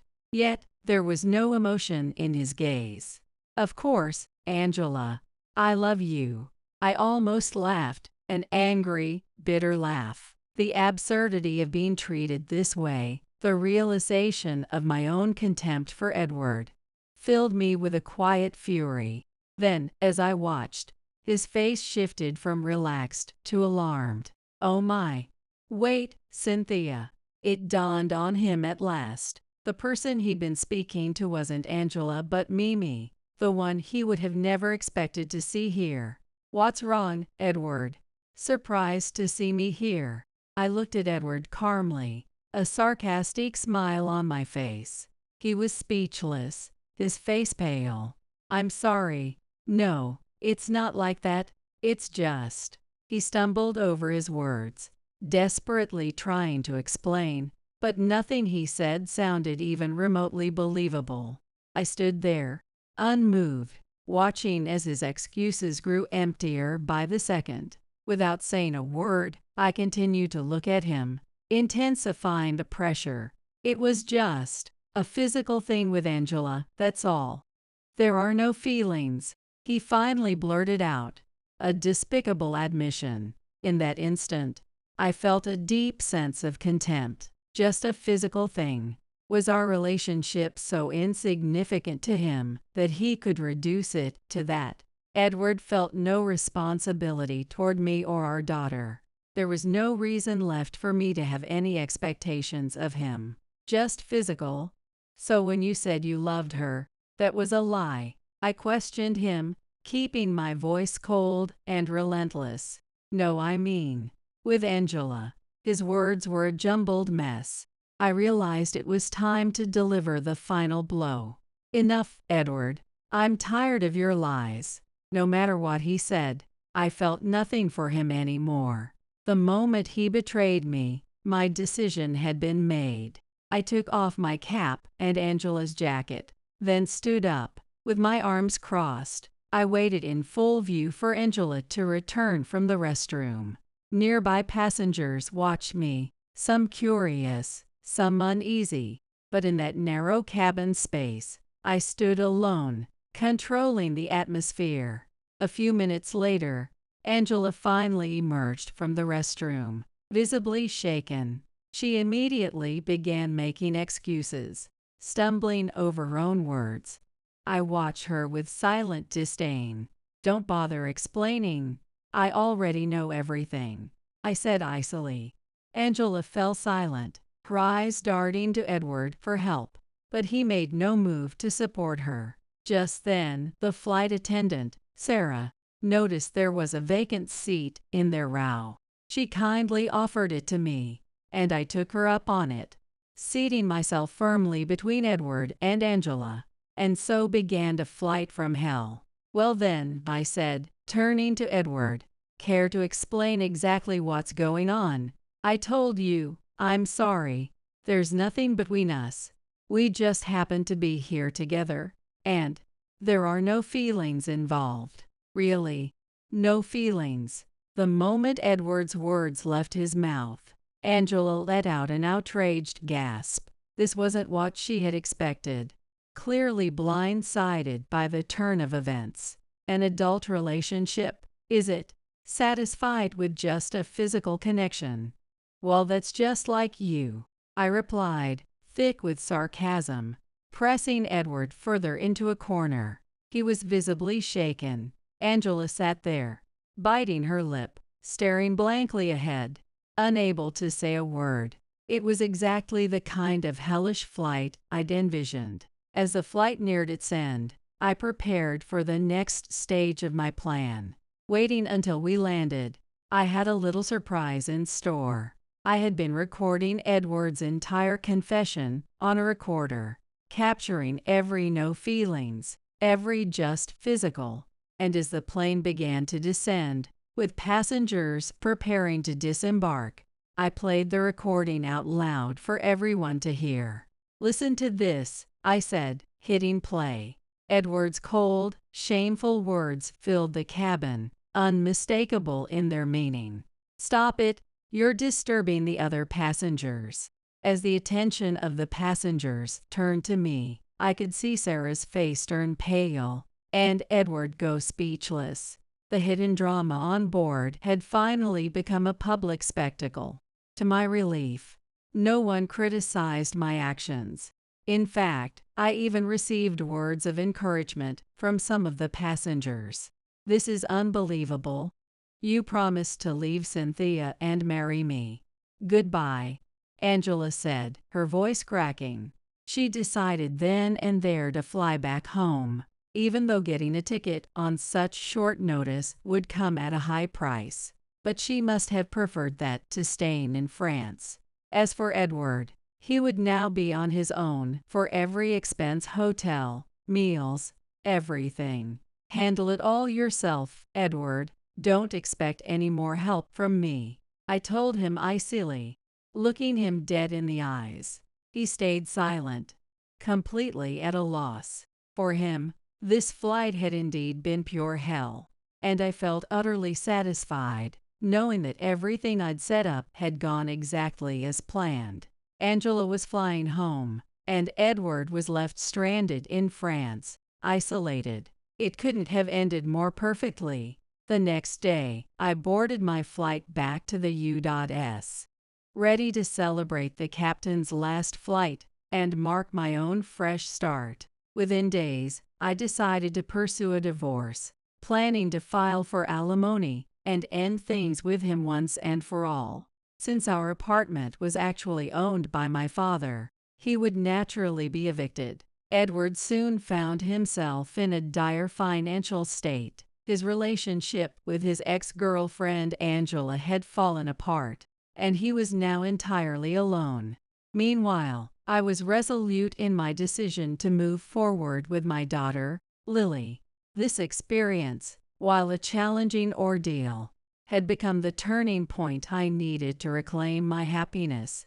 No longer would I let Edward disrupt my life. From now on, I would focus on building a brighter future for myself and Lily, finally free to pursue the happiness we deserved. Your daughter cheated on my son. Karen, Sandra's mother-in-law, yelled angrily. Sandra would never do that. I desperately defended Sandra's innocence. Then how do you explain the baby's eye color? I had no response to that. Sandra was in the corner of the room, holding her baby and crying. The baby in Sandra's arms had blue eyes. Take her and get out. And later, you'll be paying a hefty sum in the divorce settlement. We were miserably thrown out. But I was certain Sandra wasn't lying. So, I decided to do a DNA test. When the results came back, Karen and her family realized their mistake. And from there, their lives quickly spiraled downward. My name is Carol. Today was a special day, so I was more enthusiastic than usual. On the table were potato salad, meatloaf, and tomato soup. These were all Sandra's favorites. It looks so delicious. Thanks, Mom. Sandra's smile made me so happy. From the large TV in the room, cheerful voices played, and the warm light filled the room. The girl in the painting on the wall seemed to be smiling in celebration for Sandra. Don't hold back. Tomorrow's the big wedding day. Sandra lowered her eyes a bit at the mention of the wedding. I wish Dad could be here. My husband, David, is currently working overseas. It wasn't originally planned, but he had a connection to that country and volunteered for the assignment. However, his work there has been full of troubles, and he couldn't make it back for Sandra's wedding. It's disappointing, but I didn't blame David.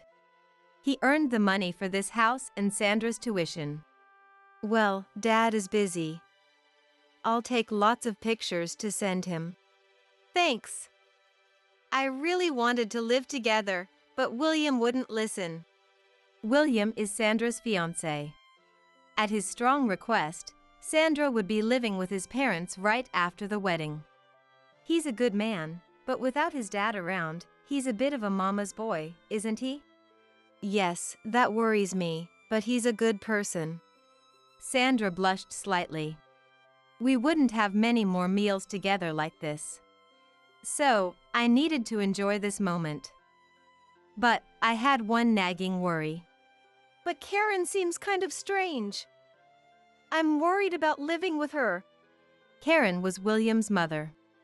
I first met Karen at a family meeting, but I didn't like her from the start. She was small and thin, her short hair mixed with gray and unkempt.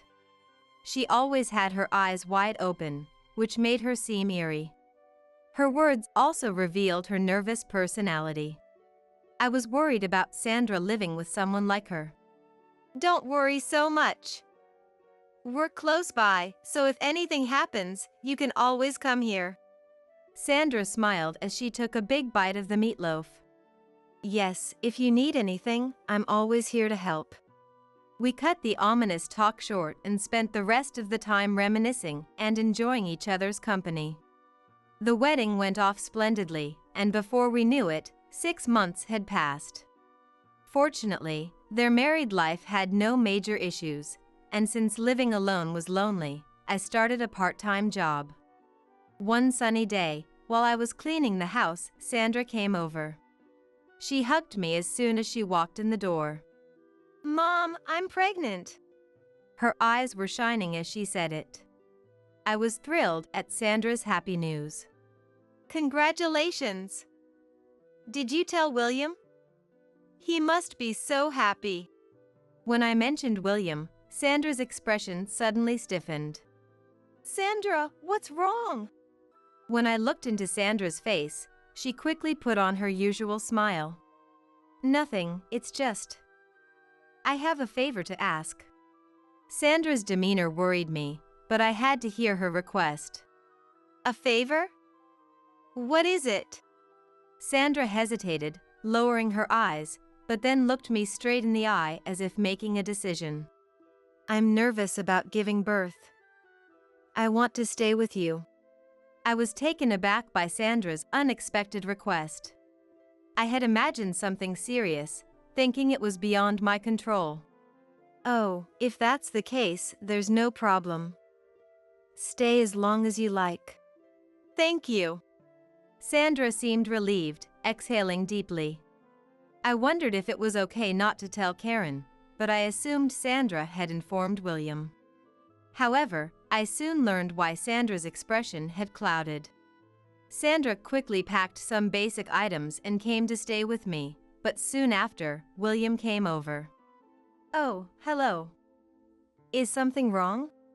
William didn't respond to my question, standing in the doorway with a pouty expression.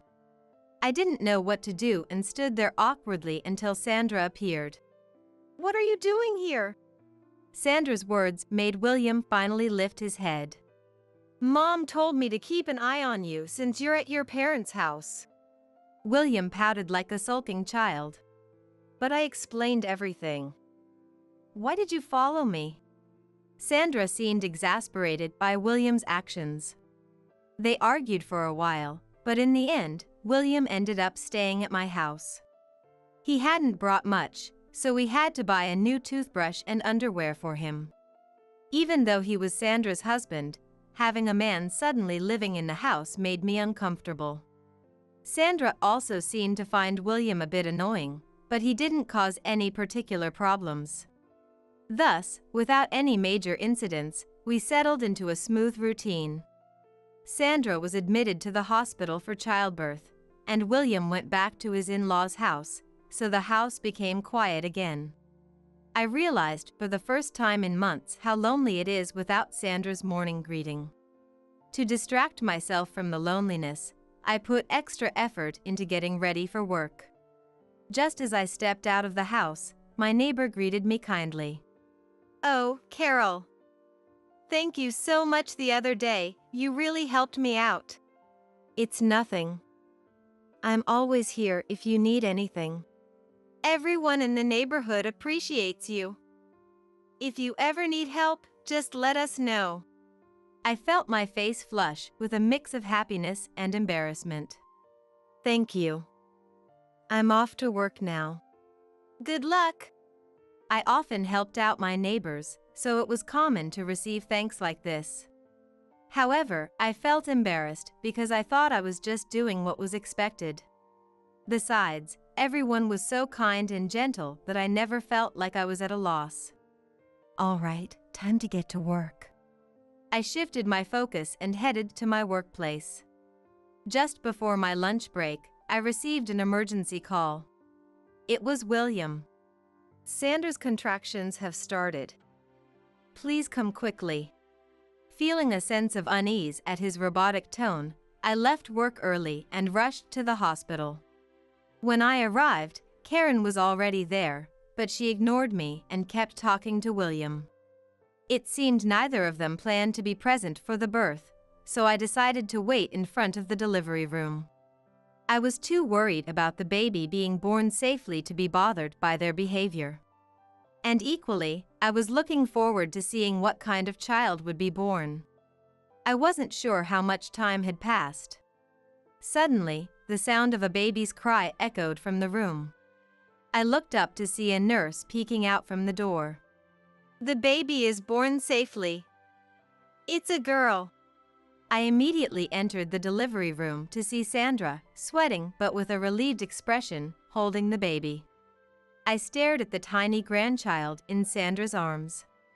The baby, so small, hadn't even opened her eyes yet. The baby was quickly handed over to William. Sandra, you did great. You were amazing. Sandra, exhausted, only nodded without replying. Meanwhile, Karen and William were busy discussing what to name the baby. Even after handing the baby to me, they didn't offer any words of praise to Sandra. Instead, they ignored her and didn't even look her way. Watching the two of them, I became worried if Sandra would be all right continuing her married life like this. Fortunately, Sandra and the baby had no health issues, so they were discharged soon.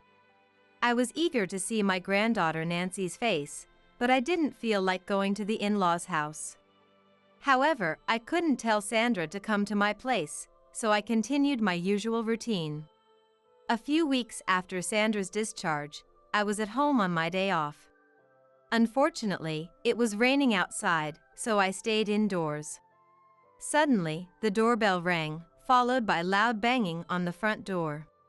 Startled, I headed to the door and heard shouting from the other side.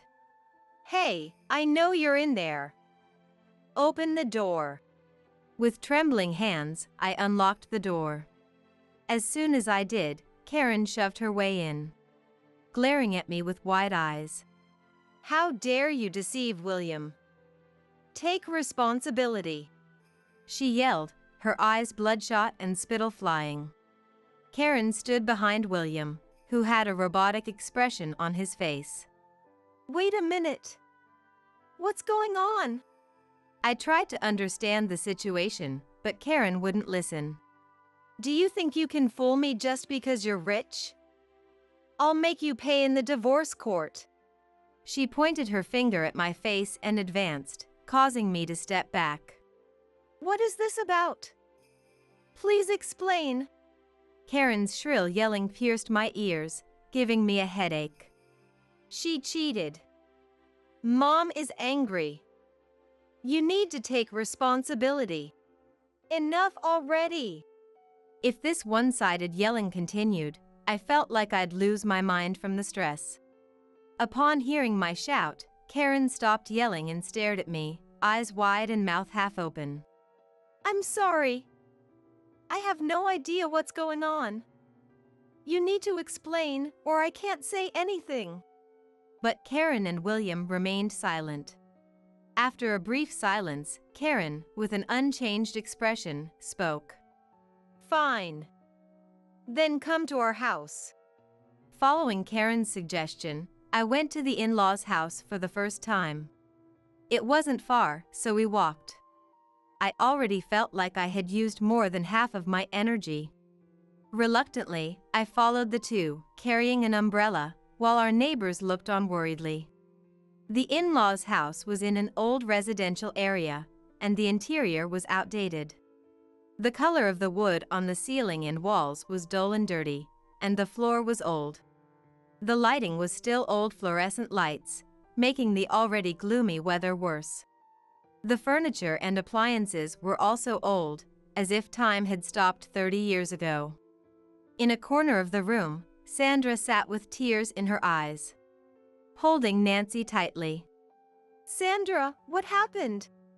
Karen answered instead of Sandra. Look at the color of that child's eyes. Following Karen's command, I looked into Nancy's eyes. I was shocked and let out a scream. Nancy's eyes were blue. Now do you understand what we mean? Sandra cheated. Those eyes are proof. Now take responsibility. Sandra, with eyes full of tears, glared at Karen. You're wrong. I didn't cheat. Shut up. How dare you betray my precious William? William joined in. It's not just me. You made Mom angry too. You'll pay for her retirement as well. I listened in silence. It was true, Sandra and William both had brown eyes. But I knew Sandra better than anyone. There was no hint of deceit in her expression. I believed Sandra. Wait. Let's calm down. There must be some explanation. There is no explanation. Sandra cheated, and the color of the baby's eyes is proof. Karen, with bloodshot eyes, pointed at Nancy. Nancy started to cry. Oh, I'm sorry. Don't cry, sweetheart. Sandra desperately tried to soothe Nancy, but the two didn't care. I was worried that continuing the argument here would negatively affect Sandra and Nancy. Wait. Let's not fight in front of Nancy. Can we go to another room? The two nodded and led us to the next room. But it was more to escape the crying than for Nancy's sake. Sandra tried to follow, but I stopped her with my hand. You stay here and take care of Nancy. Don't worry, I'll handle this. I didn't want my beloved Sandra to suffer anymore. Mom. However, the discussion didn't progress in the other room either. I desperately explained that Sandra didn't know anyone close with blue eyes. That's not proof. People can have relationships through social media nowadays. But they countered. It seems William is more concerned with how much alimony and settlement money he can claim from us in the divorce trial than with the fact that he's been cheated on. No matter what I say, the conversation always turns to money. But there was one unforgivable thing that made me so angry I could barely think about the money. It was Karen's words. Sandra was supposed to take care of me, but now everything has gone to waste. She needs to take responsibility. Why is caregiving a given? That's just ridiculous. Does she think Sandra is some sort of housekeeper who can provide care? Even if she's William's wife, there's no way I can allow that kind of treatment. But it seems Karen was seriously planning to use Sandra for her convenience until the very end. And William seemed to think that was completely normal. It was then that I realized just how abnormal this family was. This isn't going to work. Take that kid and that useless Sandra and leave. I don't want to see them. Karen spat out those words, and for once I agreed with her. I didn't want Sandra to stay in that place a second longer. I immediately took Sandra and left the house. Sandra cried the whole way home, but once we got back, she seemed a bit more at ease. Her expression softened, and she spoke kindly to Nancy. Sandra, I believe you. But I need to ask. You really didn't cheat, did you? No, absolutely not. Sandra looked me straight in the eye, not flinching. As I thought, there was no lie or evasion in her gaze. All right then. So why does Nancy have blue eyes? That's the real problem. I thought about it on the way home, but I had no idea. So I decided to contact David, who was overseas. But no matter how many times I called, I couldn't reach him. Even with the time difference, it shouldn't be that late over there. I decided to call his company directly. It took a bit of effort, but I finally got through to someone there and explained that I needed to talk to David. But it was no use. David was currently working in a remote mountain area, making it difficult to get in touch with him. I was worried about him working in such a place, but there was nothing I could do, so I left a message for him to call me when he returned. Dad seems to be having a tough time. Why did he have to go overseas? Sandra murmured as she looked out at the rain falling outside the window. Who knows, but he must have had his reasons. He doesn't talk much about himself. But I've been thinking, and I need you to hear me out. Sandra turned slowly towards me. What is it? To prove your words are true, we need to do a DNA test. I know you don't like it, but please cooperate. There was really nothing else we could do. No matter what we said, we were at a severe disadvantage trying to convince Karen and William. So we needed to use science to prove it. With that, even in court, we could help Sandra. Sandra's eyes lit up at the mention of a DNA test. A DNA test, huh? That's a good idea. But will William agree to it? Sandra's concern was soon proven right.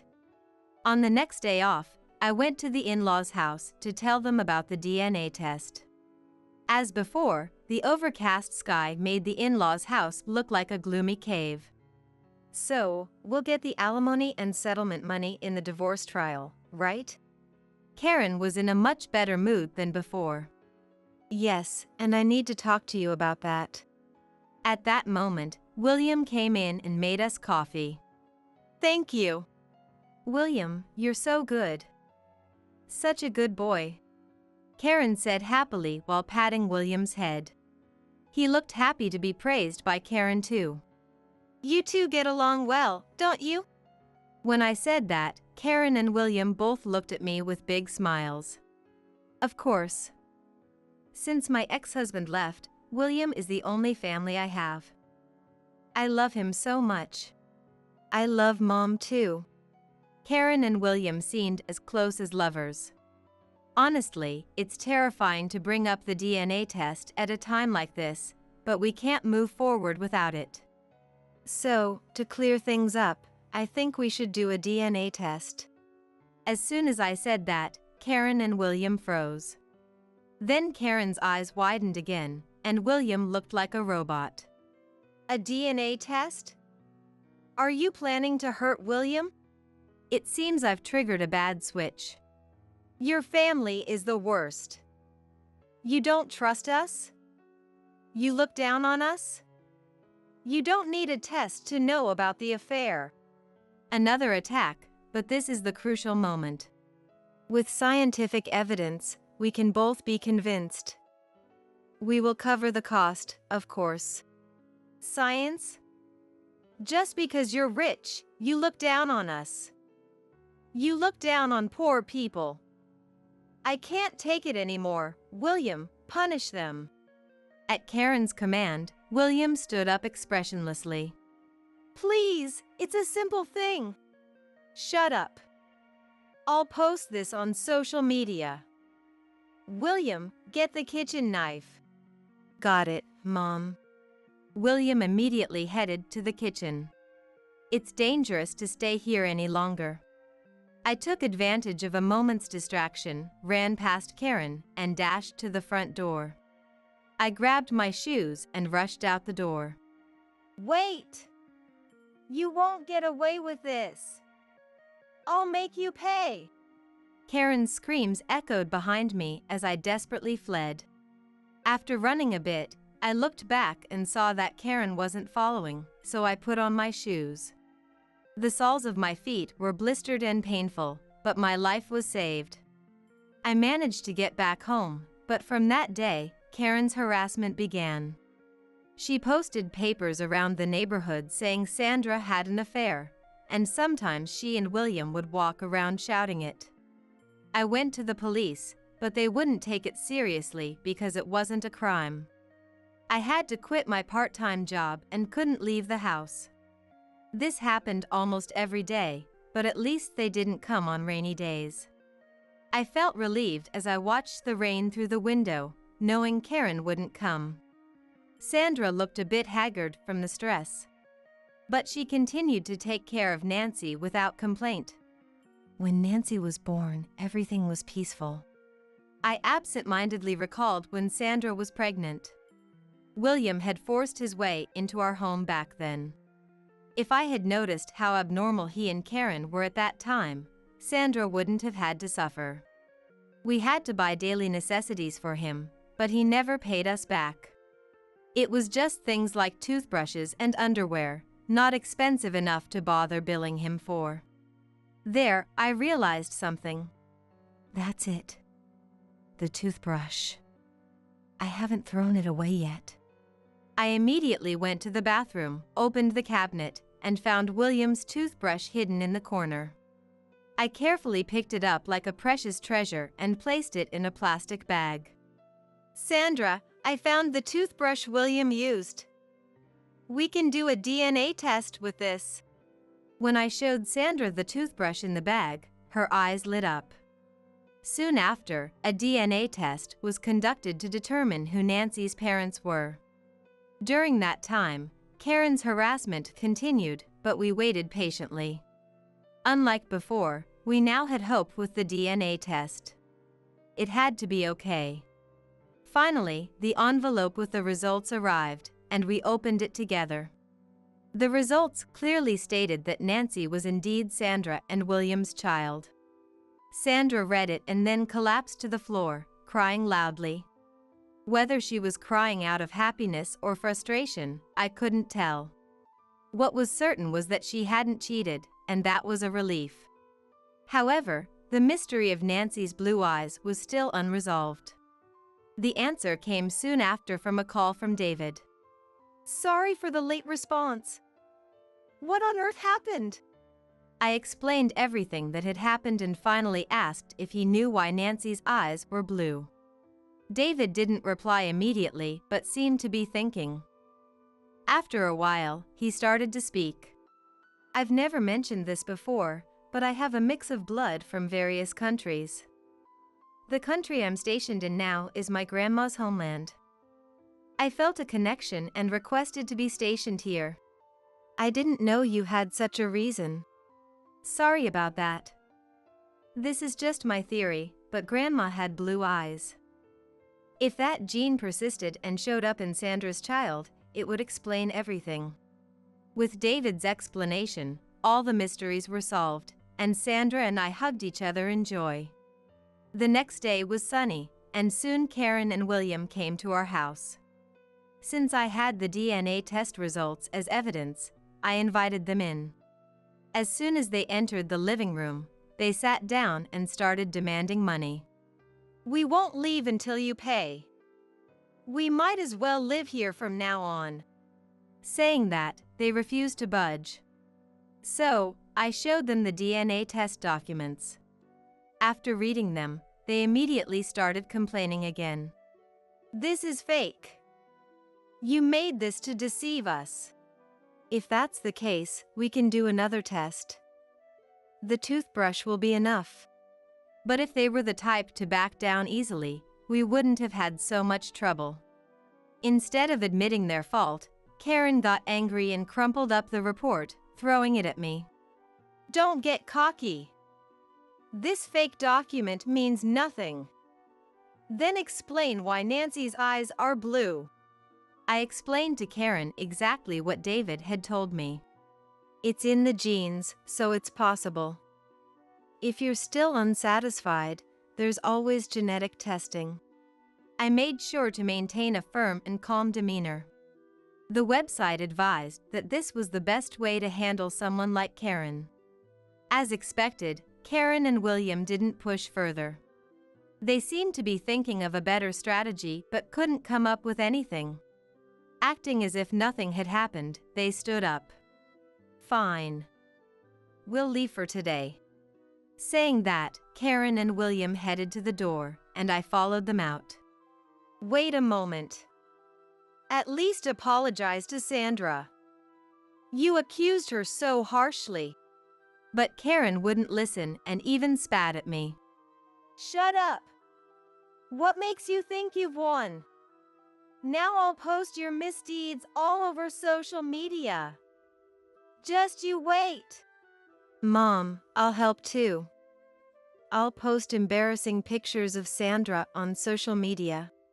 With those words, the two left the house. Stop right there. I couldn't let Karen and William ruin Sandra's life any further. I quickly put on my sandals and rushed outside, only to be met with an unexpected scene. About 10 of our neighbors were surrounding Karen and William, glaring at them. What do you think you're doing? This is none of your business. Karen's voice trembled, clearly intimidated by the sheer number of people. It is our business. You've caused Carol so much trouble. Did you think you could just leave without any consequences? With those words from a neighbor, everyone started raising their voices. The neighbors surrounded Karen and William, demanding, Apologize to Carol and Sandra right now. They shouted in unison. Even the usually brazen Karen was unable to fight back against the crowd of people. Whenever she tried to escape, they quickly blocked her path. For a while, Karen and William stood there, frozen in place. Eventually, they gave in and agreed to apologize to me and Sandra. We're very sorry. That's not enough. Promise that you'll stay away from us from now on. And delete those photos of Sandra, right here in front of everyone. I demanded, my tone firm and resolute. But Karen remained silent, sweat beading on her forehead. She likely realized that without those photos, she would no longer have any leverage over us. It was only after the neighbors yelled at them that Karen and William finally accepted my demands. As soon as the apology was over, they scurried away like frightened mice. I was filled with gratitude for the help of my neighbors. Everyone, I'm so sorry for causing you all this trouble. But they all looked at me with kind, understanding eyes. You have nothing to apologize for, dear. We all look out for each other in times of need. You're always there for us, Carol. And we all believed that you were doing the right thing.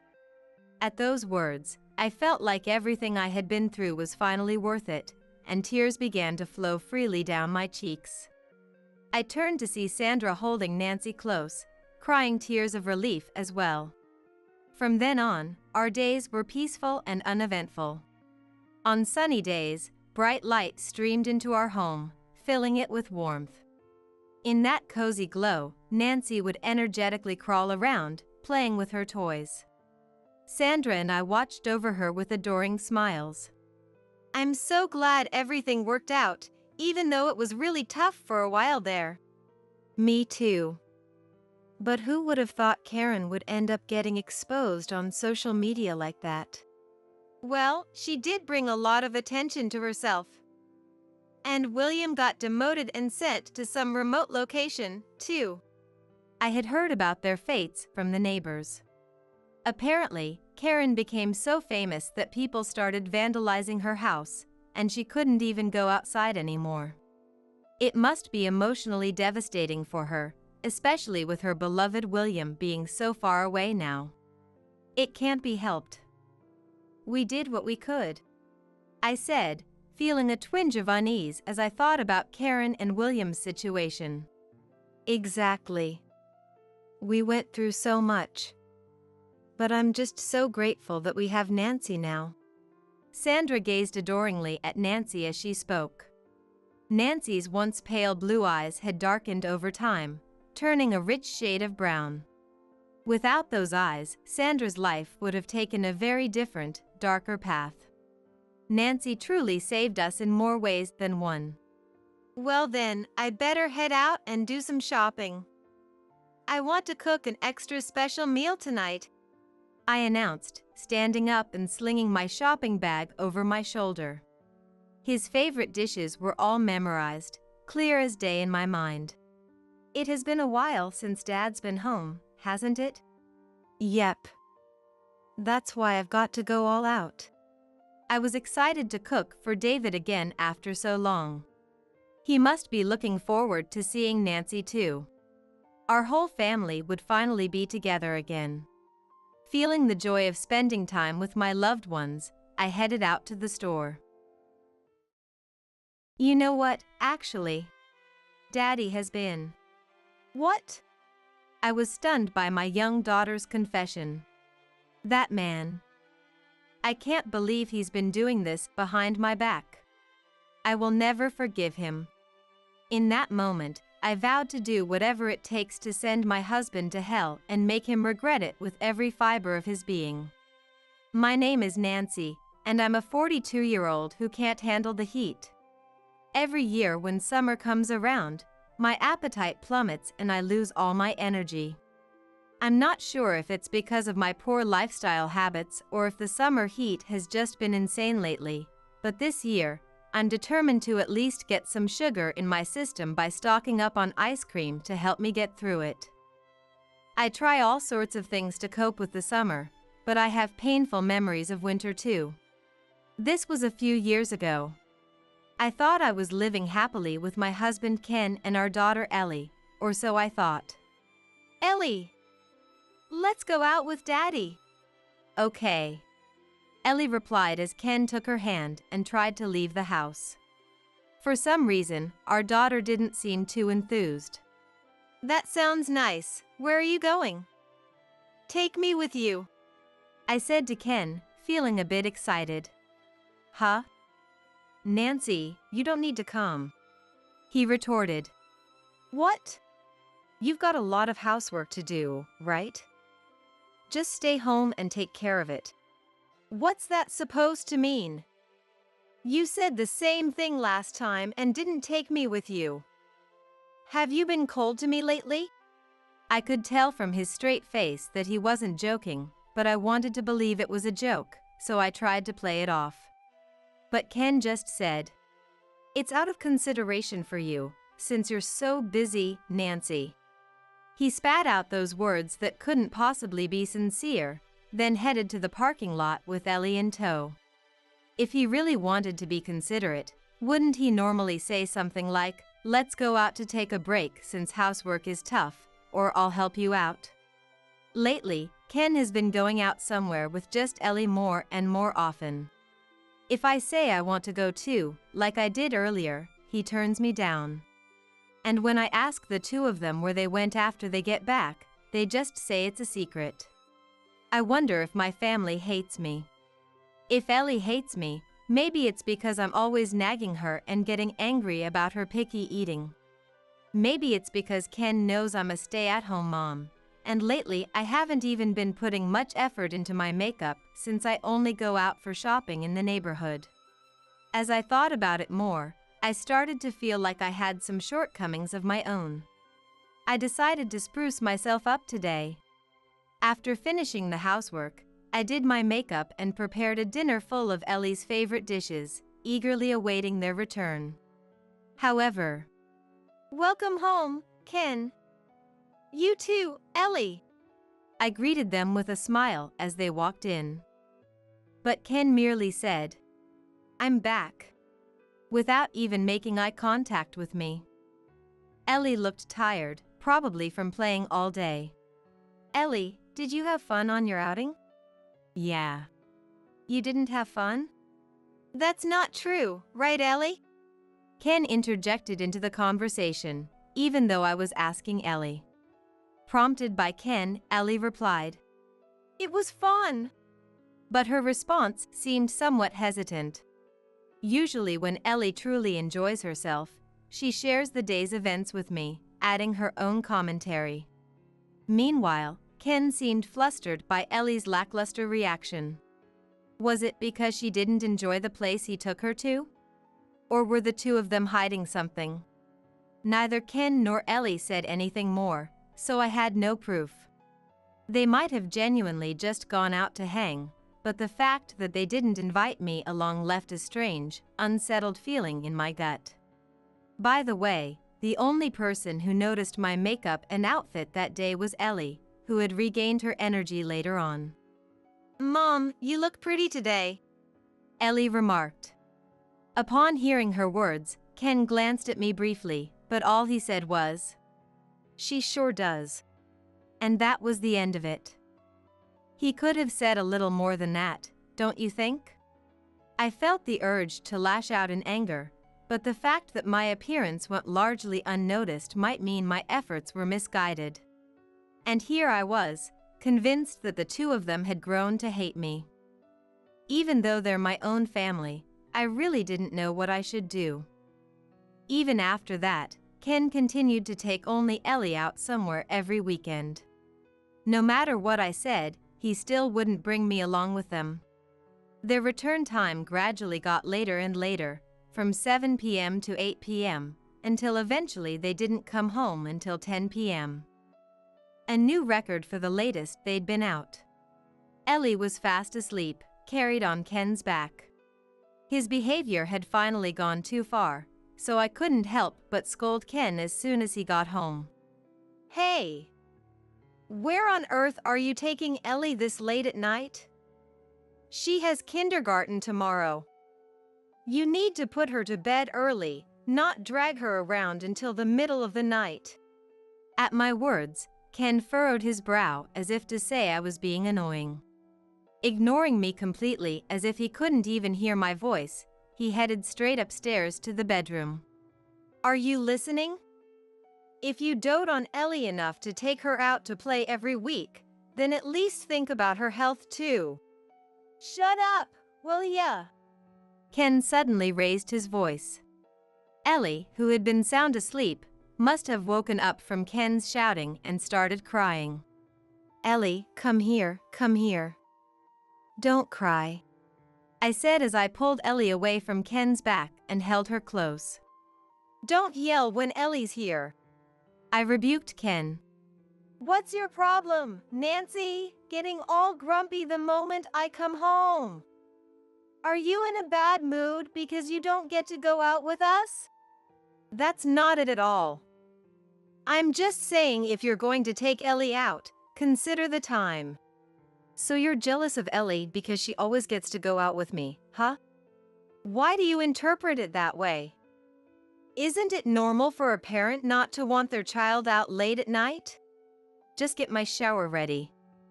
Bring me a change of clothes. What's with that tone? You know what? Forget it. Get your own clothes. Huh? You always bring them for me, don't you? It's your fault for making me angry with your attitude. I'm not doing anything for you. You're a horrible woman. I married the wrong person, Ken said, giving me a cold stare that seemed unthinkable for a husband looking at his wife. He slammed the door shut with a deliberately loud noise and stomped off towards the bathroom with heavy footsteps. I couldn't help but feel scared. What's his deal? I don't think I said anything wrong. If anything, Ken lacks awareness as a father when it comes to Ellie. He used to be much more family-oriented, and he wasn't the type of person to express anger in a way that terrified those around him. How did he end up like this? It's been about 6 years since we got married. Maybe it's time to reevaluate our relationship as husband and wife. Ever since the incident that day, Ken's careless treatment of me has become more noticeable. Take care of this for me, he said. Huh? It was a Sunday. What Ken handed me was a single memo. Written in Ken's handwriting were things like ice cream and pizza. What's this? You want me to go buy this stuff? You're not doing anything anyway, right? Please. No way, you're just lounging around the house doing nothing too. Go buy it yourself. What? You're a stay-at-home wife. Don't you dare defy me. Whose money do you think allows you to live comfortably? And whose hard work do you think allows you to live without doing any housework? Ken, you earn the money, I work at home. It's just a division of roles, right? We should be equals. You're not cute at all. Why would he say something like that just because I stated the obvious? Ellie must have noticed my irritation, as she was looking at me with an awkward expression. I quickly forced a smile and beamed at Ellie alone. Anyway, at least do your own shopping. At my words, "You're so stingy," Ken grumbled. I wanted to complain that even little Ellie does things for herself, but I kept quiet because it would only lead to a big fight. Lately, my fights with Ken have been increasing at this rate. Thinking it would be a bad influence on Ellie, I tried my best to suppress my feelings and avoid clashing with Ken as much as possible. Isn't there some way to rebuild a good relationship with Ken again? At this rate, the thought of divorce might cross my mind. Ellie is attached to Ken too, so I want to avoid that option as much as possible. I racked my brain trying to think if there was anything I could do as a parent and as a wife. But Ken probably doesn't consider my feelings at all. He takes Ellie out less often now, but his late-night outings have increased. He'd leave the house saying he's going for a walk after dinner and not return for hours. He's also frequently out of the house on his days off. Maybe he doesn't like being together because our fights have increased.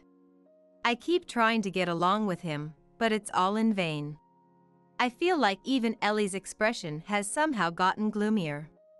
Unsure of what to do, I suggested to Ken that we go out as a family. Ellie's birthday is coming up, so let's go to the aquarium or something and then eat out on the way back. To celebrate her birthday. At my suggestion, I want to see the dolphins. Ellie was overjoyed.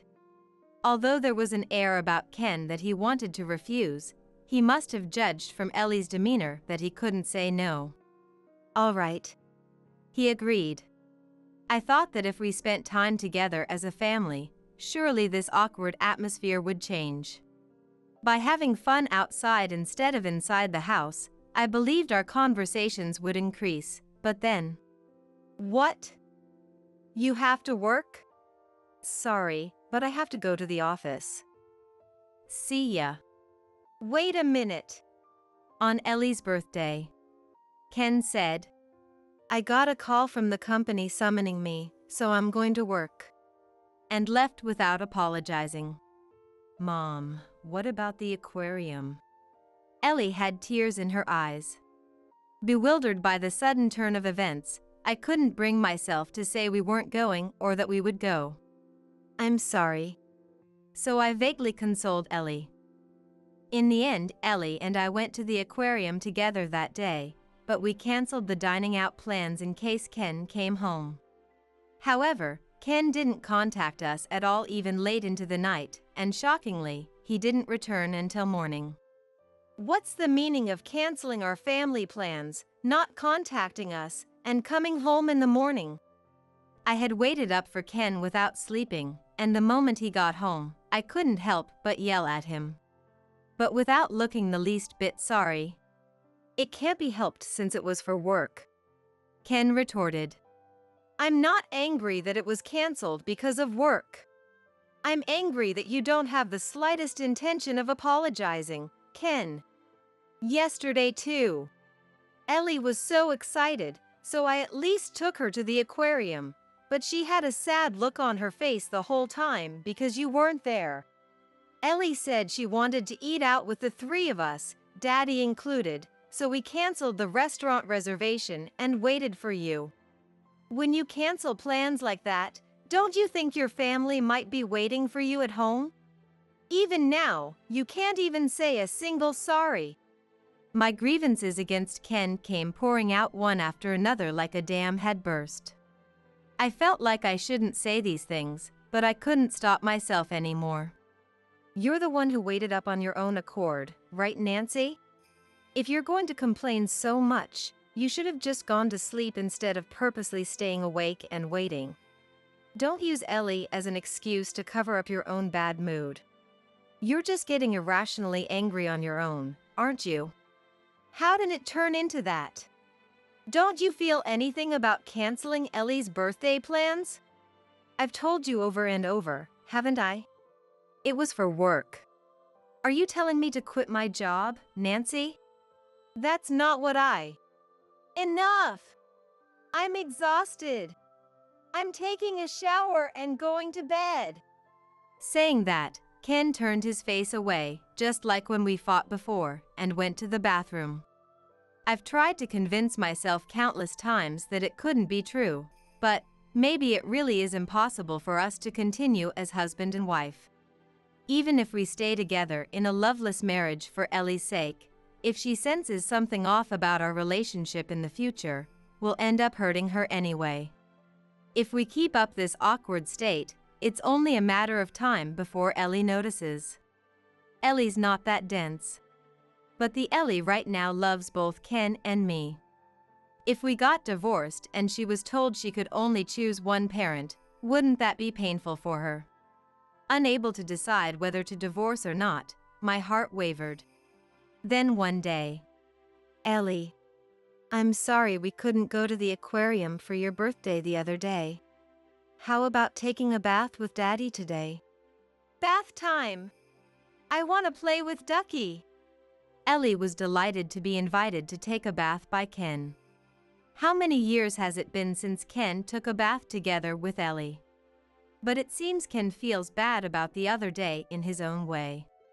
He doesn't have to apologize to me, but I at least wanted him to feel sorry for Ellie, so I was a little relieved to hear him say sorry. Mommy, Daddy said he'll play with me in the bath.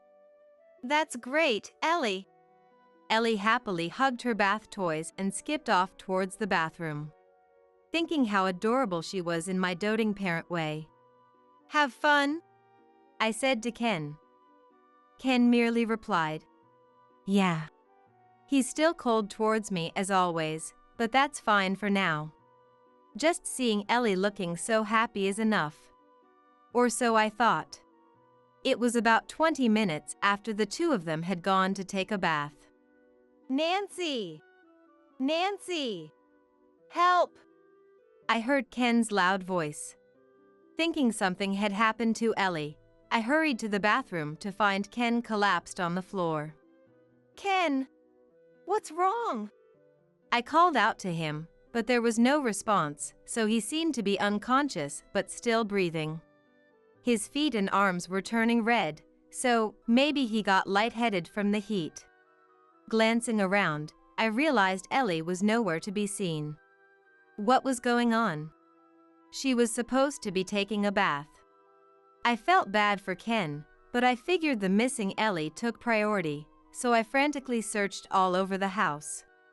Then, going outside and around to the back of the house. Mommy. Mommy. I heard a faint voice coming from the shed. It was Ellie's voice. I immediately opened the door to the shed. There was Ellie, sitting amidst the cleaning supplies and trash we planned to throw out. Why was she in a place like this, playing hide and seek? No, that couldn't be. It might seem unusual, but our house has a side entrance to the bathroom. We used to have a large dog. It was designed that way so it would be easy to wash the dog's feet after walks. So it was entirely possible for Ellie to come to this shed alone from the bathroom. But there's no way she'd suddenly hide in the shed when she was so looking forward to taking a bath with Ken. Which means the suspicious one is, why are you in a place like this? Did Daddy tell you to? I instinctively hugged Ellie close. The poor thing, her small body was completely chilled from being in the freezing shed. Yeah, Daddy said to wait here before the bath. He said he'd call for me later, so I couldn't come out until then. Why would he say something like that? I've been keeping it a secret, but... What? What Ellie told me was truly horrifying. I'm ashamed that I'd been living in ignorance. And more than that, I felt hatred towards Ken. I absolutely won't forgive him. I'll make him regret it from the bottom of his heart. And so, I resolved to take everything away from Ken. Huh? It's cold. What is this? Hey, is that you, Nancy?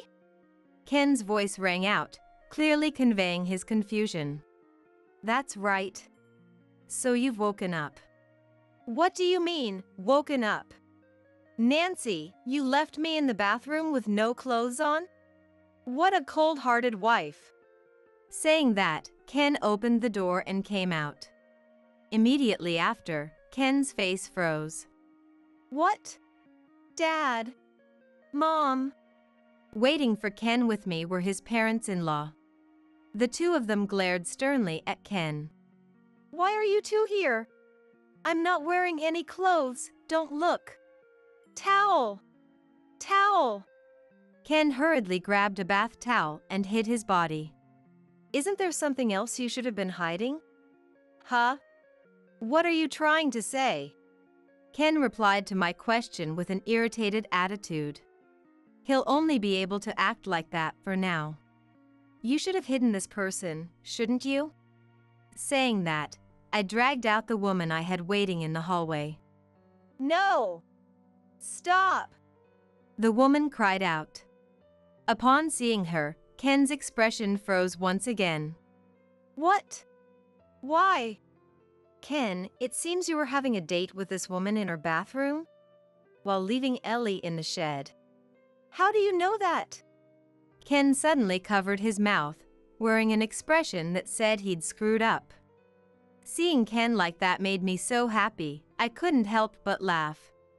I heard everything from Ellie and this woman. No matter how much you try to hide it, Ken, it's pointless. Give it up.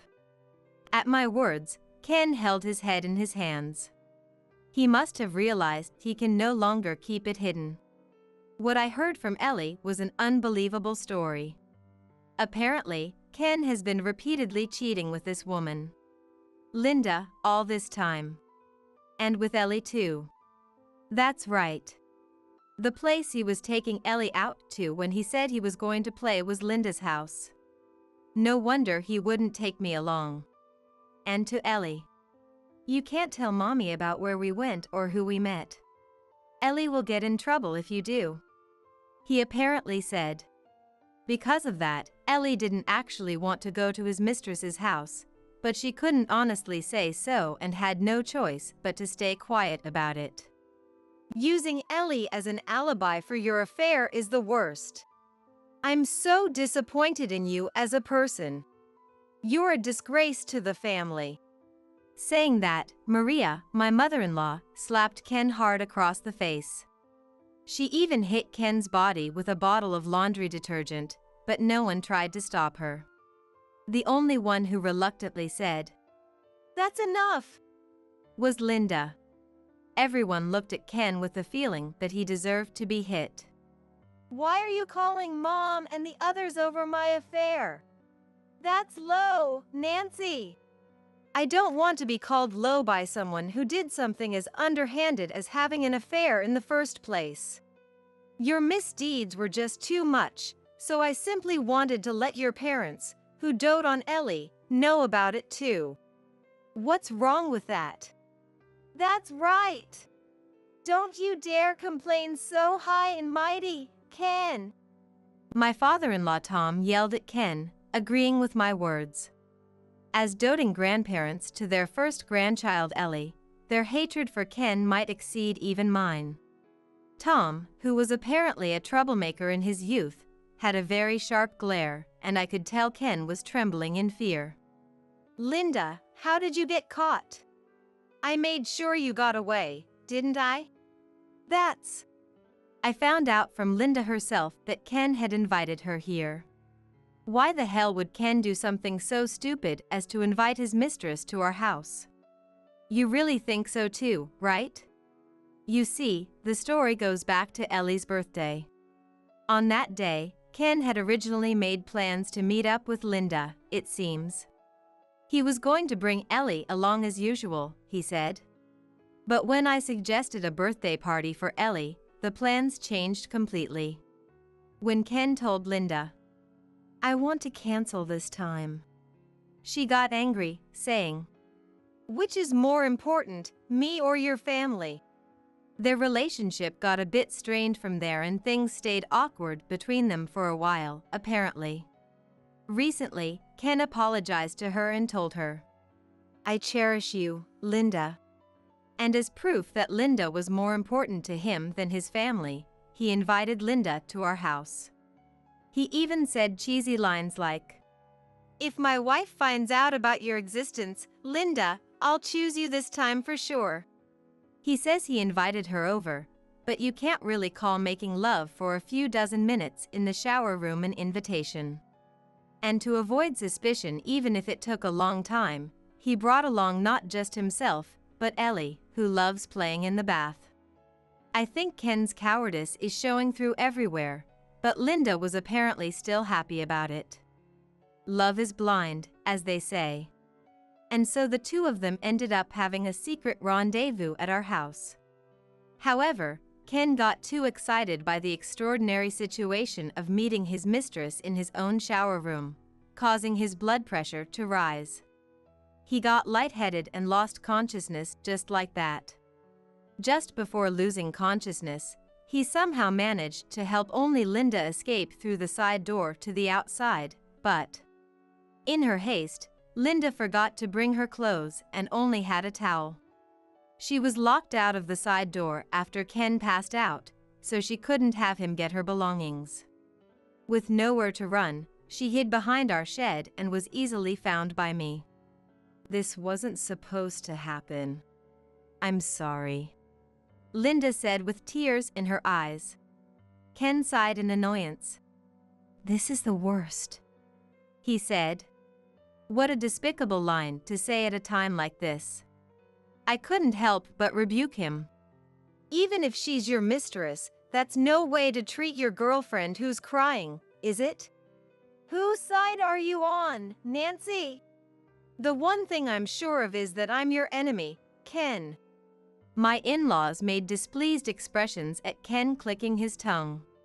Noticing this, Ken averted his eyes in embarrassment and said, "That woman is just spouting nonsense. I'm not having an affair." "What?" Linda looked at Ken with a shocked expression at his words. This was an unexpected betrayal. "That's right. This woman opened the side door on her own and took Ellie out of the shower room." Everyone there thought it was a stretch. But Ken seems to want to somehow get through this situation with this nonsensical excuse. "She's a trespasser," he accuses Linda. "I can't believe this. Ken, didn't you invite me over? I still have messages from you on my smartphone." Ken cowers at Linda's words. "That's right, I confiscated Linda's smartphone, so I got to see all the exchanges between you two afterwards." When I say that, Linda takes on a triumphant attitude. "I won't let you get away with trying to save only yourself. When I fall into hell, you're coming with me." Saying that, Linda slapped Ken across the face. Although Ken said, "What are you doing?" he seems unable to say anything to Linda's words and bites his lip in silence. "I'm sorry. I apologize for getting into this kind of relationship with your husband. So please, just forgive me." It seems Linda has finally decided to betray Ken. She's clearly trying to curry favor with me. Behind Linda, Ken is saying childish things like, "That's not fair, Linda." "Don't worry, Linda. It's not like only one of you will be saved. When I send you to hell, I plan to do it with both of you together." "What?" "They should be coming soon." "What are you talking about?" "I'm talking about them." "I don't understand." A little while after that exchange, the doorbell of our house rang. "Excuse me, Tom. Could you please greet the person who just arrived and bring them here?" Tom heads to the front door, stunned by my words but understanding. And then a single person arrives, guided by Tom. "What?" Linda's face freezes. Surprised, aren't you? I can't help but laugh. "This is Linda's daddy. I found his contact info in Linda's smartphone, so I messaged him about the situation and invited him here." As I introduce him with a smile, "No, that's wrong." Ken cries out. "What?" I ask in response. "Why are you here, boss?" Ken is shocked and Linda turns pale. "Huh? Boss? What do you mean?" "Nancy, why did you call my boss here? I thought it was questionable to call her parent, but you got the wrong person. You just had to complicate things." Thinking it couldn't be, I checked the sent message history on Linda's smartphone in my hand. I definitely sent a message to the person registered as Daddy, just as I thought. I didn't make any mistake. In other words, this person should be Linda's father, but… Meanwhile, the boss is also standing there frozen in place, his face pale. Please tell me this isn't true, Linda. The boss groans. Linda breaks down crying. I'm sorry. Forgive me. She screams. Ken is dumbfounded too. Am I not your lover? What do you mean by Daddy? That's… Linda is flustered and panicking, while the boss is desperately trying to get the truth out of her. I called him here thinking he was your daddy because that's how he was registered. Was I wrong? The boss is shocked by my question. Daddy! At the boss's words, Linda hangs her head. She probably can't bear to look at his face. Did you see me not as a lover, but as a daddy? Was I just a wallet to you? That's not true. I really did love you. Then why am I registered as Daddy? I thought it was strange. Every time we met, you wanted things, and the talk of marriage never went anywhere. Listen to me. It's not like that. I don't want to hear it. I was the only one who thought we were in a serious relationship. At first, I had no idea what was going on, but apparently, Linda and Ken had started an affair while working at the same company. Meanwhile, Linda was also dating the boss, so to speak, but basically, she was receiving financial assistance from him. The boss, who thought they were in a serious relationship, was even considering marriage, but Linda wasn't enthusiastic about it, and she always evaded the topic. Despite that, she would beg for an engagement ring, and in hindsight, there were many odd things about their relationship. It seems Linda didn't have that kind of relationship with Ken, so the one she truly liked was probably Ken. The boss was just a sugar daddy. In other words, he had been deceived by Linda. Daddy was registered in her contacts, but Mom wasn't, so I had arbitrarily assumed she was from a single-father household, but now I understood what it meant. Did you two have fun playing with me? Boss, I had no idea you and Linda were dating. That doesn't matter. You made a fool out of me. You two better be prepared. The boss shakes off Ken, who tries to stop him, and leaves our house. Linda and Ken both slump to the floor right there. Looks like you might lose your job and everything else, huh? Because of who? What? What do you mean, everything else? You'll probably lose your family too, right? Starting now. What? I quietly hand Ken the divorce application papers that Maria had brought for me. Please sign this. Let's get a divorce. I'll take custody of Ellie. Why are you deciding that on your own? Why? You've got some nerve saying that. Ken, do you not understand what you've done to Ellie? You might have repeatedly done things that could traumatize her for life.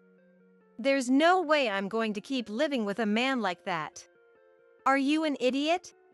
Cut me some slack for one affair. The moment I was about to lash out at Ken's words, Ken fell backwards with great force. Tom had kicked him. You've still got a hot head even though you're not wearing any clothes, huh? Tom's face was red with anger. For some reason, he's smiling with his mouth, but I can sense a murderous aura emanating from his back. Dad, I don't want to hear your excuses. Saying that, Tom grabs Ken's hair and slaps his face. Normally, it might seem excessive, but this time, it's probably warranted. No one showed any signs of sympathy for Ken. Probably because they all think Ken is the worst and in the wrong. And so, Ken was forced by Tom to agree to the divorce. He promised to pay compensation and child support, and without any division of assets, everything would go to me. I feel a little bad that we took everything from Ken with just Tom's fist, without any trial or anything, but considering what Ken did to Ellie, it's probably fair. He should lose everything and regret his actions from the bottom of his heart. Afterwards, Linda had to pay compensation to me and also to the boss. Usually, it's difficult to get compensation for romance scams and such, but in Linda's case, she was sloppy, and various pieces of evidence of fraud came to light. After a little investigation, we found a detailed post on her Finsta or whatever on social media, outlining a surefire method for snagging a sugar daddy. That scandal was grounds for her dismissal from the company too. Of course, Ken's misdeeds also came to light, and both of them ended up leaving the company.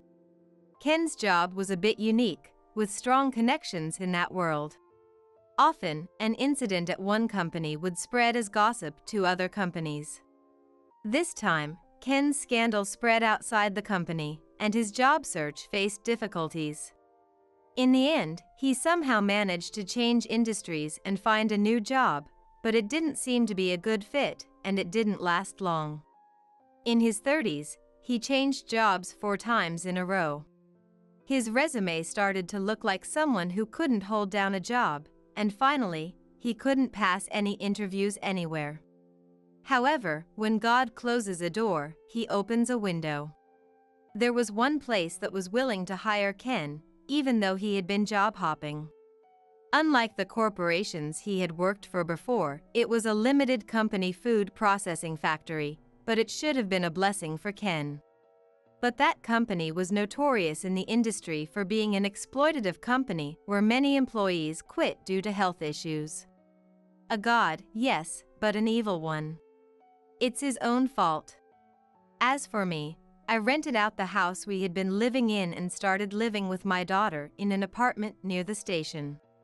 Even though we're divorced, living in a house where such things happened is not good for one's mental health, you know? Actually, when we got divorced. Is it okay if we say goodbye to Daddy? I did ask my daughter. I had already decided on divorce based on my own selfish feelings, but I was worried that Ellie might still want her father around. But Ellie's unexpected response was, "Yay!" It seems Ellie's heart had drifted away from her father due to Ken's repeated betrayals, like being taken to his mistress's house and being neglected, forgetting promises, and not playing with her in the bath. She even made a grown-up statement like, "It was a hassle having to be considerate and play with him," which made me laugh in spite of myself. Thanks to that, it goes without saying that I was able to get divorced with a clear conscience. Right after the divorce, Ken didn't seem interested in Ellie at all, and he never said he wanted to see her or requested visitation, but maybe he got lonely as he aged and was by himself. Around the time Ellie started elementary school, he started saying more often that he wanted to meet as a family. But Ellie would scoff, "We're not family," and refuse to go. I'm definitely not trying to go along with it, but Ellie is canceling her meetings with Ken in various ways. The other day, she canceled on the day of, saying her stomach hurt. By the way, that was a lie too. Ken seems to be aware of Ellie's lies, and he's dejected, saying, "It's my fault." But he's probably still hopeful since he keeps asking for visitation. Though it seems that hope will be crushed by Ellie soon enough. Ellie says, "I don't intend to ever see him." So it looks like Ken has a tough road ahead. On the other hand, Ellie and I have built a relationship that's like parent and child, but also like friends. On our days off, we go shopping for clothes together, and Ellie picks out outfits for me, and I enjoy choosing clothes and hair accessories for Ellie too. Having this kind of fun is something you can do when you're the same-sex parent, you know? Recently, she apparently has a boy she likes, and she wants to master making delicious sweets, so I'm in the middle of teaching her how to make really tasty treats. By the way, after the divorce, I drew on my experience as a pastry chef before I got married and opened a Western-style confectionery shop. A famous chain store known for its low prices opened up in the neighborhood, and I'm struggling with rising prices and such, but whenever I see families come in and buy our cakes to celebrate special days, I feel glad I'm doing this. It makes me happy to become a flavor that will remain in someone's memories. The chain stores are a threat, but the local folks seem to favor us over the famous stores because they like our warm flavors.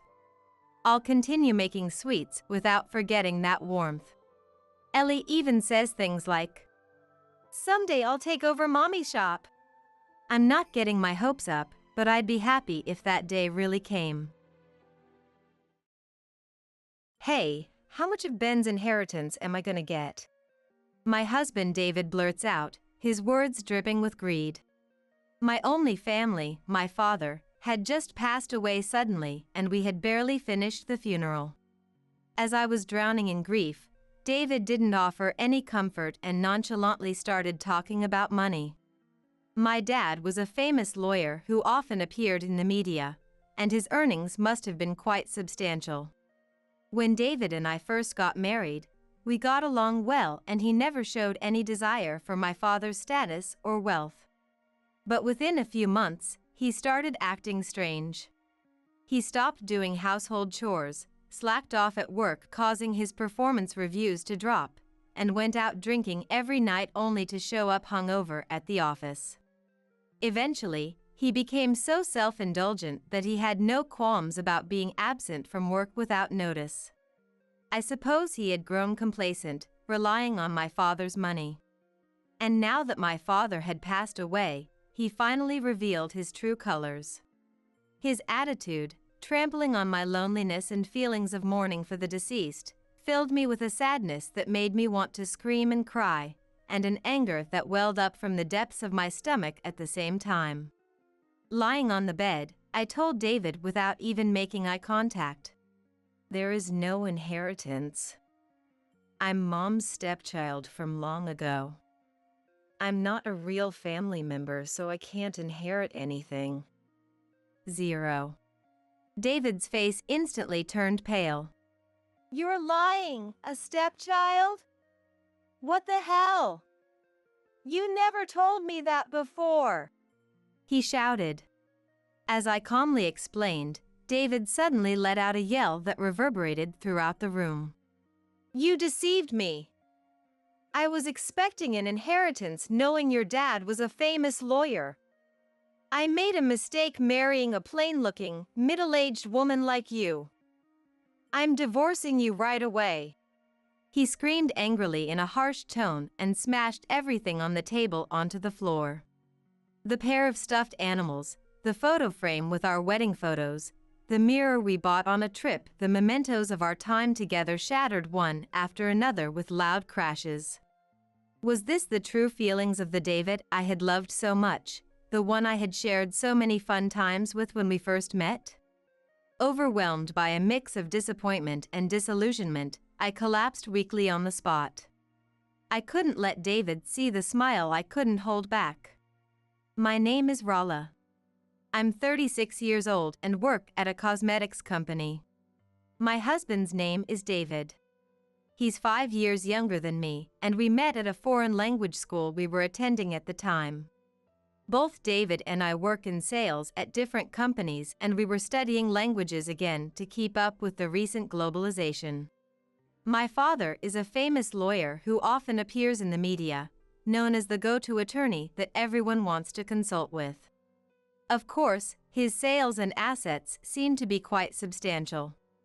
We keep our family out of the media spotlight, so my existence isn't widely known to the public, but it still gets around to those around us. The neighbors, acquaintances, friends, and people at work often said various things about my father. With my father being wealthy, many people mistakenly assumed I was financially well off too and would approach me for money. By my 20s, I was already fed up with that situation. I had a few boyfriends, but in the end, everyone was after my father's assets. As soon as we got a little closer, they would say things like wanting me to introduce them to my father or assuming he would support us if we got married. They were all counting on my father's money, and each time I broke up with them, everyone only cared about my father. No one truly saw me for who I am. David, who approached me persistently when I was emotionally unstable, always talked about foreign language lessons and everyday life. Even when I gave in to his enthusiastic invitations and went on a few dates, the topic of my father never came up, and he acted normal when we talked about each other's family. Maybe David didn't know about my father.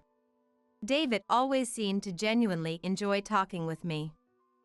We would eat at affordable restaurants, go to theme parks together, and spend carefree days like a normal couple. I have so much fun just being with you, Rala. Seeing you smile next to me makes me feel happy. I really respect how you never slack off in your work, hobbies, or self-improvement. David said to me as we ate delivery pizza together in his room. I want to keep enjoying lots of things together with you. If it's okay, will you be my girlfriend? After slowly opening up to David through our dates, his words made my heart feel warm. This person truly sees me for who I am. With him, we can support each other in life. Tears welled up in my eyes and the pizza in my mouth suddenly tasted salty, yet somehow sweet. Thank you. I'm so happy when I'm with you too, David. I'm looking forward to our future together, I replied. David lovingly supported my back as tears streamed down my face. He never counted on my money to take me to fancy restaurants or eagerly wanted to visit my family's house as if appraising it. The ordinary happiness of eating simple home-cooked meals or delivery pizza in our small rooms had finally come to me too. Filled with a sense of security, I couldn't help but hug David. And so, we continued dating smoothly, but even during that time, David never showed any interest in my family's house. After about 3 years of a normal relationship, we decided to get engaged. If we were going to get married, we had to introduce each other to our parents. I was quite nervous about inviting David to my family's house. Since David didn't seem to know about my father, I was a little scared that he might be surprised and run away. When my father appeared and introduced himself to us as we waited in the living room, David was utterly shocked. Wait, are you the lawyer who's on TV every week, the one everyone wants to consult with? David asked in astonishment. My father let out a hearty laugh at David's surprised reaction. Yes, I am that lawyer.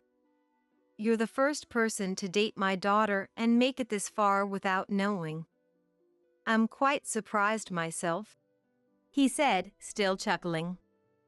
David apologetically expressed his regret to my father, who was still laughing after saying that. I'm sorry. I was being absent-minded. I didn't properly ask Rala either. The truth is, I haven't been taking her to nice places for our dates. I've been very rude to both Rala and you. I'm terribly sorry.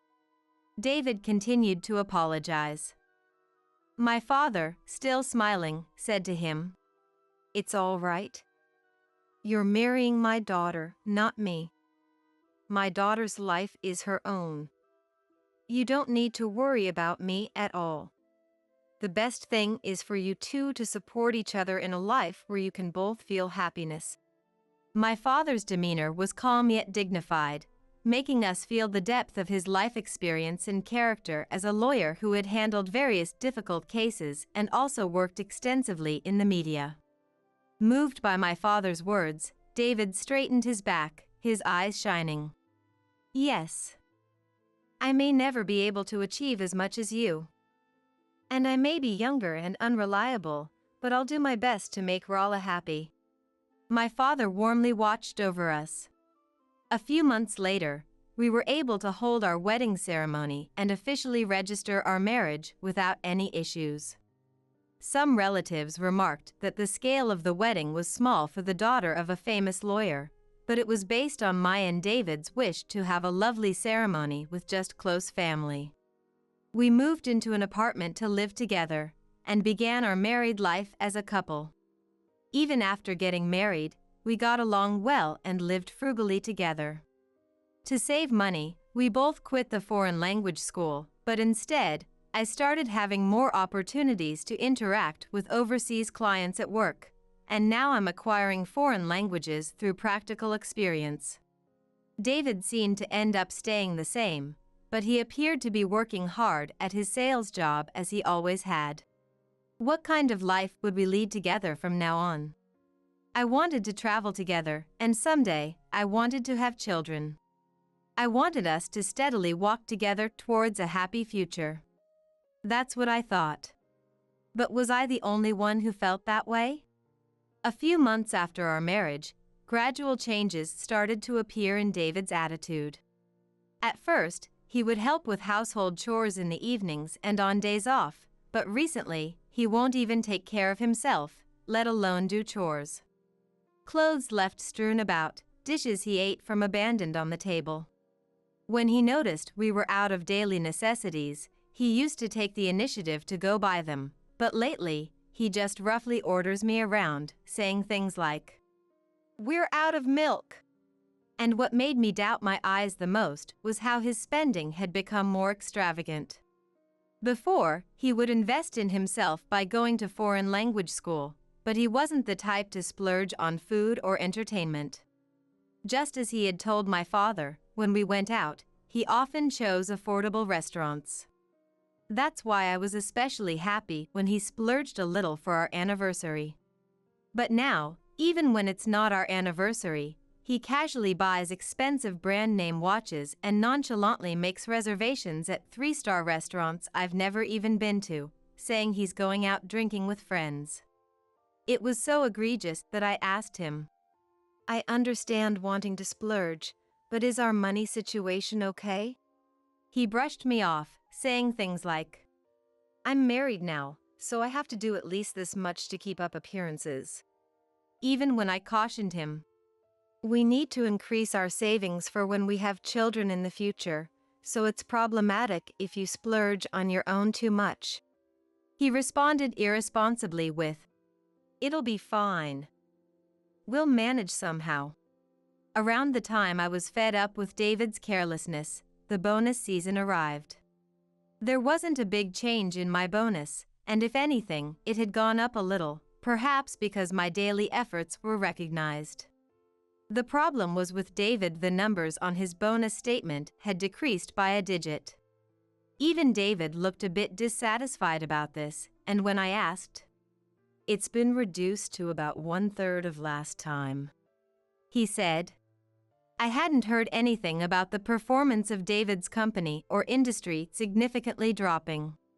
It was clear that the assessment was due to issues with David himself.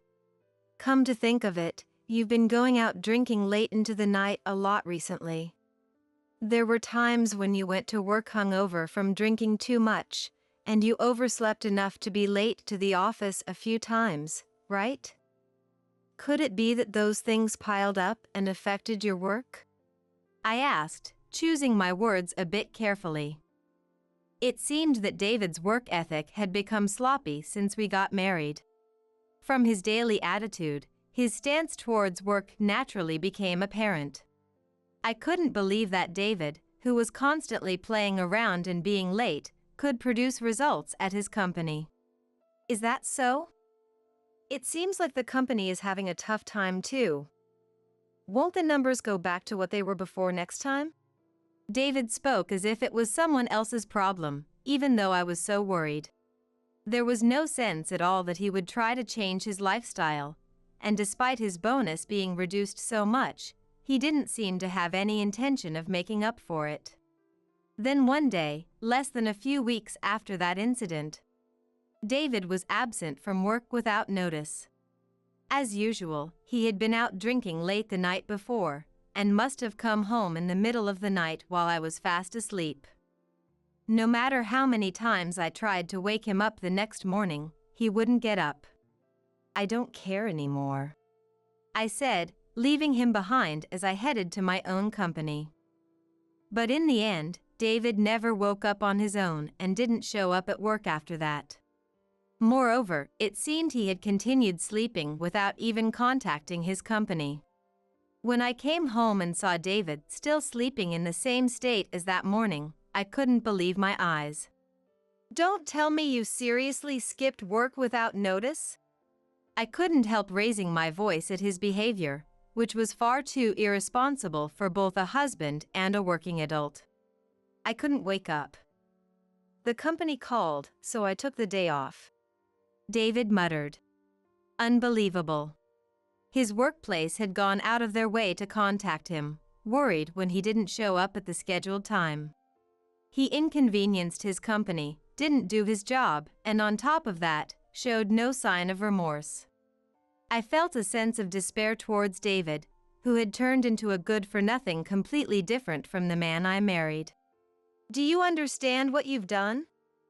Your performance reviews are dropping, you're going to work sleep-deprived and hungover every day, and now you're skipping without notice? What are you going to do if you get fired over this? I couldn't help crying out, deeply concerned about David's life and our future together. The next words out of David's mouth left me speechless. Then we can just borrow money from Ben. In that instant, everything went dark before my eyes. Since when did this man start counting on my father's wealth? I wondered in disbelief. He had promised my father that he would find happiness with me while supporting each other. He used to say he was happy just being with me and enjoyed our simple life together. I felt like a fool for believing I could find happiness with David. Now, in the end, David was only with me for the money too. He was no different from all the others in my past.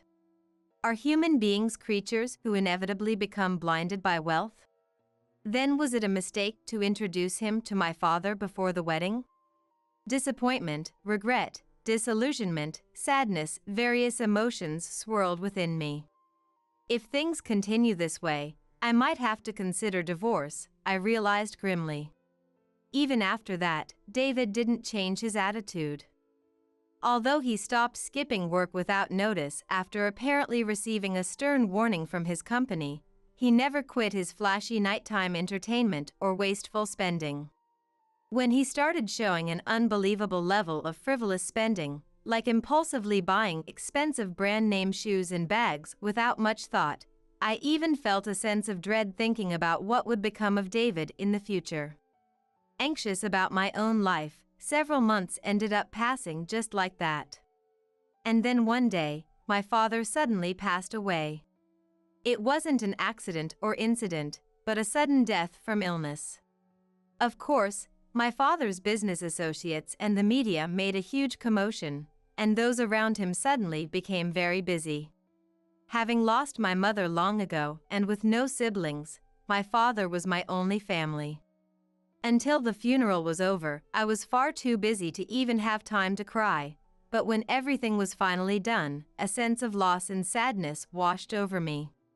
My father, who had single-handedly raised me while juggling his main job and media work, was always calm, wise, and the object of my utmost respect. Even when I felt like giving up during my college entrance exams or job hunting, my father's attitude of never shying away from effort and learning in anything encouraged me and helped me overcome those challenges. He was only 66 years old, far too young to pass away. As I was grieving alone in my room, David barged in without even knocking. I knew that David had barely helped with the funeral arrangements, idly fiddling with his smartphone in a corner the whole time while I was busy handling all the various preparations and correspondence. Having already given up on David after everything that had happened, I didn't even feel like scolding him in that moment. As I crouched by the bed, clinging to it and crying, David stood over me without even bothering to crouch down and meet my eyes. "Hey, how much inheritance is there?" he asked. "It all comes down to money in the end, huh?" I thought, disgusted. As I remained silent, not even bothering to respond to his words, David stepped closer and raised his voice. How much is there? With how much he earned, there must be a ton of money left, right? You're his only living relative, so you'll get the inheritance, yeah? He was grinning repulsively, even though his wife's father had just passed away. It seemed that now that my father was gone, David thought he had become a multimillionaire overnight. Lazing around without working while splurging extravagantly, that self-indulgent lifestyle dangled right in front of him, and his face looked so vulgar, as if he was about to start drooling. I even felt a sense of revulsion. Lying on the bed, I told David without even making eye contact. There is no inheritance. David immediately shouted. That's impossible! He died suddenly, so there's no way he used it all up. That's not it. I'm the stepchild of my long-deceased mother. I'm not his real family, so I can't inherit anything. It's zero. Just as I told David now, I have no blood relation to the father I respected so much. This was part of the reason why my father never revealed his family to the media. You're lying, a stepchild? What the hell? You never told me that before, he shouted. It's true that he raised me until I became an adult and that we cherished each other, and since Mom passed away long ago, I just thought there was no need to specifically mention it. I had nothing more to say to David. Instead of telling him to get out, I sighed. Suddenly, David let out a yell loud enough to echo throughout the room. You deceived me! Why do you think I've been sucking up to Ben all this time? Give me back these past few years! What? For a moment, I thought my heart would stop. What did he just say? Before I could even ask, David flew into a rage and smashed everything on the table onto the floor. The pair of stuffed animals, the photo frame holding our wedding photos, the mirror we bought on a trip, the mementos of our time together shattered one after another with loud crashes. You're an idiot, so you probably thought I was some prince who fell for you purely without knowing about Ben, right? It was all an act. There was someone in the same class as me at the foreign language school who recognized your face right away and secretly told me everything. They said there must be a ton of guys coming after you for Ben's money, so if I pretended not to know and put on a pure love act, you'd fall for it immediately. I couldn't believe it. Unlike school or work, your identity isn't revealed at hobby classes, so I had let my guard down. Since no one had ever mentioned anything about me in the foreign language class, I truly believed that David had come to like me without knowing about my father.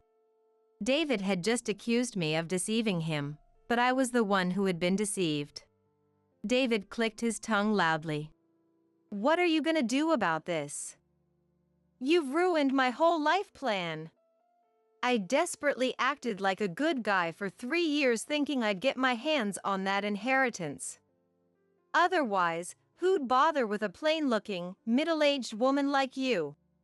As soon as he revealed his true colors, he started saying whatever he wanted. My disappointment had already reached its limit, and I didn't have the energy to strongly argue back. I just felt my heart grow cold.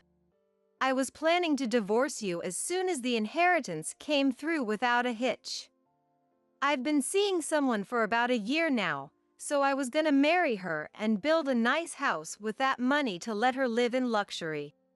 After exposing his lies to me, he even confessed to cheating. I couldn't help but react to this. I raised my face, widened my eyes, and stared intently at David. What did you just say? A year ago? Wasn't that around the time we decided to get married? That's right. It was just about a year ago that I had accepted David's proposal and gone to report it to my father. Don't tell me you cheated because our marriage was decided? That's right. If I'm gonna be with someone, of course I want a young, pretty girl. There was someone I'd had my eye on for a while. But cute girls cost money, you know? I couldn't afford to date her on my salary. So I somehow managed to secure this marriage with you. What a perfect plan. David and his petty desires had been using both me and my father all along. When David went out drinking with his friends and colleagues, was he actually spending most of that time on dates with his mistress? My heart pounded loudly with anger. My fingertips grew hot and started to tremble. This was a real waste. If you don't have money, I have no use for you. I'm divorcing you right away. David spat out. I quietly told him, facing his direction. Of course. I'd refuse to be with someone who deceived us the whole time and even cheated. Let's get divorced quickly. And since you cheated, I'll be seeking compensation too. Perhaps triggered by the mention of monetary compensation, David, who had seemed to calm down after saying his piece, began to fly into a rage again. Compensation? I should be the one getting that from you. I'm the one who was deceived this whole time. And do you even have any proof of cheating to show a lawyer? Photos? Recordings? You don't have anything, do you? David taunted. Even as I felt my anger about to explode from his provocation, I tried my best to speak calmly. You're right. It would be difficult to get compensation without evidence. Then I won't seek compensation. There's no inheritance, so we can't divide assets either. Just promise that from now on, you won't have anything to do with me or my family. That's enough. David then said with emotionless eyes. Yeah, that's fine. I don't ever want to be involved with you again either. With just those words, he left the room, deliberately slamming the door hard to make a loud noise as he went. A few days later, after getting David to sign the divorce papers and the written oath he had mentioned the day before about never involving himself with me again, we got divorced. Having lost both my father and David in a matter of days, I returned to my family home feeling empty inside. My father's presence still lingered in the room he had been living in until recently, and I cried there once more. After that, I returned to work and began to get used to living alone in my family home, and a peaceful life gradually started to come back. Then, about 2 weeks later, my smartphone started ringing incessantly all day long. At work, I put it on silent mode and kept it in my locker to avoid disturbing others, but it was the same situation at home, so it was unbearably disruptive to my life. The caller was David every time. I had ignored it for several days, but it was so persistent that I decided to answer just once. If I listened to what he had to say one time, these persistent calls would probably stop. The moment I pressed the call button, David started yelling in a harsh tone from the other end of the line. You! How dare you lie to me back then? There was an inheritance after all, wasn't there? Why didn't you give it to me? His shouting was so unpleasant that I reflexively pulled the receiver away from my ear. The TV in my room happened to be showing the news, and I watched it. It was a story about how the recently deceased father's relatives had donated his sizable estate entirely to non-profit organizations. David had probably seen this news, learned that there actually was an inheritance, and was now in a rage. There was actually a small lie in the story about not having an inheritance I could inherit due to lack of blood relation. It was true that I was my mother's child from a previous marriage and had no blood relation to my father, but when my parents remarried, I was still in elementary school and they had legally adopted me. And my father, a popular lawyer, had prepared a will just in case something happened, which stated that I would inherit his entire estate. Of course, since a lawyer had drawn it up, it was legally airtight. When my father passed away, David was already living a lazy life of wastefulness. So I had kept quiet, thinking that if I revealed the existence of the inheritance, he would spend it all without working. And what the hell is up with that amount? $2 million? With that money, you'd never have to worry about living expenses again. Why did you keep quiet about it? You idiot! Since David and I were already divorced and he was now a stranger, there was no way for him to get his hands on my family's money. David seemed to have his blood boiling from the shock and frustration of losing his chance to get his hands on a large sum of money. That's exactly what I'm talking about. I don't want to give even a single cent to someone who obsesses over other people's money despite not even working hard himself, I said firmly. David let out a pathetic sound from the other end of the line. Did you really donate it all? Didn't you keep even a little for yourself? I was actually impressed by how bad he was at giving up as I answered. I really donated the entire amount, not even a cent left. Dad's money is no longer in our possession. Then I heard a blatant tongue click from the other end of the receiver. You really are an idiot. Why the hell would you donate it? If you had kept it for yourself, you could have had a good life. I made the right call divorcing a stupid woman like you. With those parting words, David hung up the phone unilaterally. Finally feeling calm, I blocked David's number. After that, David apparently went out drinking every day, shocked that the inheritance he was counting on from his ex-wife's father was completely gone. Of course, his work attitude and performance at the company worsened even further. Moreover, the fact that he had married his ex-wife for the inheritance and divorced her as soon as her father passed away spread throughout the company, further lowering people's opinion of his character. Meanwhile, when I tried using social media to look for David's mistress, I quickly found her personal account. It seemed David had been quite generous with her, counting on my father's inheritance, but now that it was all gone, he couldn't even put on a good face for her anymore. The guy I was dating got divorced, but lately he keeps saying he has no money, so the presents and dinners have completely stopped. I was dating him because I thought he'd let me live in luxury, but now I'm thinking of breaking up. Read a post by his mistress. Seeing that, I held my aching head. If David was after my father's money, it seemed his mistress was after David's money. They were all just a bunch of greedy, classless jerks. I closed that page with a straight face, deciding never to look at it again. About 3 weeks after my last phone call with David, an unexpected visitor came to my company one day. An employee in charge of the reception called for me with a troubled look, so I followed them to the hallway where David was waiting, looking much more haggard than before. "What are you thinking, coming to my workplace?" I asked. David looked at me with a fawning gaze, laughing. "I was thinking after that. When my bonus went down, yours went up, right? So even if you don't have Ben's inheritance, you must have your own savings, yeah?" I was shocked, never expecting him to bring up my money. "I've been taking out loans for shopping and using my card for bar tabs, so now my debt has piled up.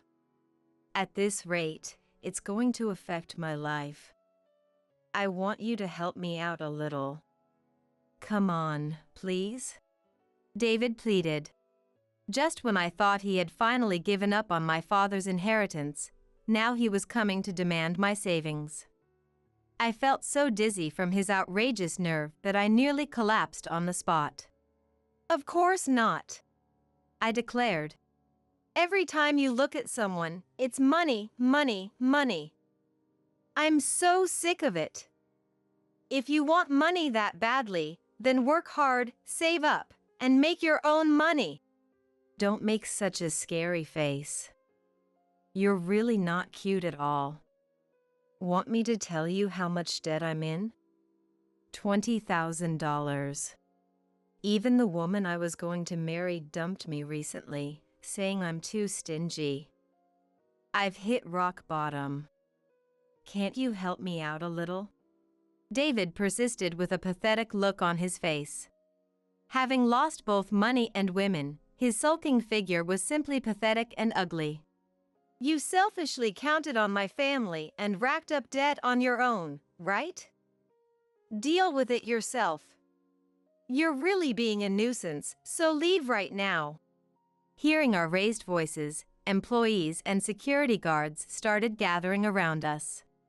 Of course, the employees close to me knew about my father and had been invited to the wedding, so they recognized David's face. My boss, who had rushed over, had the security guards escort David out, resolving the situation peacefully for the moment. Afterwards, he talked with me at length and said he would make sure David couldn't get into the company again in the future. Then my boss got angry at David, saying, I can't stand seeing someone who works so humbly and diligently suffering because of a nasty ex-husband. While sympathizing with me. He even praised my sincere and competent work ethic and told me he would give me a good assessment next time. After that, David's lifestyle completely fell apart. He started being late and skipping work without notice repeatedly until he was finally fired from his company. Of course, David had no savings, so he quickly became unable to pay rent and living expenses. He was kicked out of his home and apparently ended up on the streets. Drinking too much, his health deteriorated and his appearance worsened. Of course, it was impossible for David to find another job as a full-time employee. He's somehow working a live-in part-time job and slowly paying off his debts with his meager wages. For years, he deceived one woman and flew into a rage when things didn't go his way. He couldn't manage himself properly at all, going with the easy flow and continuing to indulge himself. Such a self-centered and immature man is now being forced to endure a constricted lifestyle. Actually, there was still something I was hiding from David. The apartment that belonged to my father, where I'm living now, is in a prime location in the city and has considerable asset value. After living here for a while, I'm considering either finding a new home or selling this apartment if I ever find a new partner.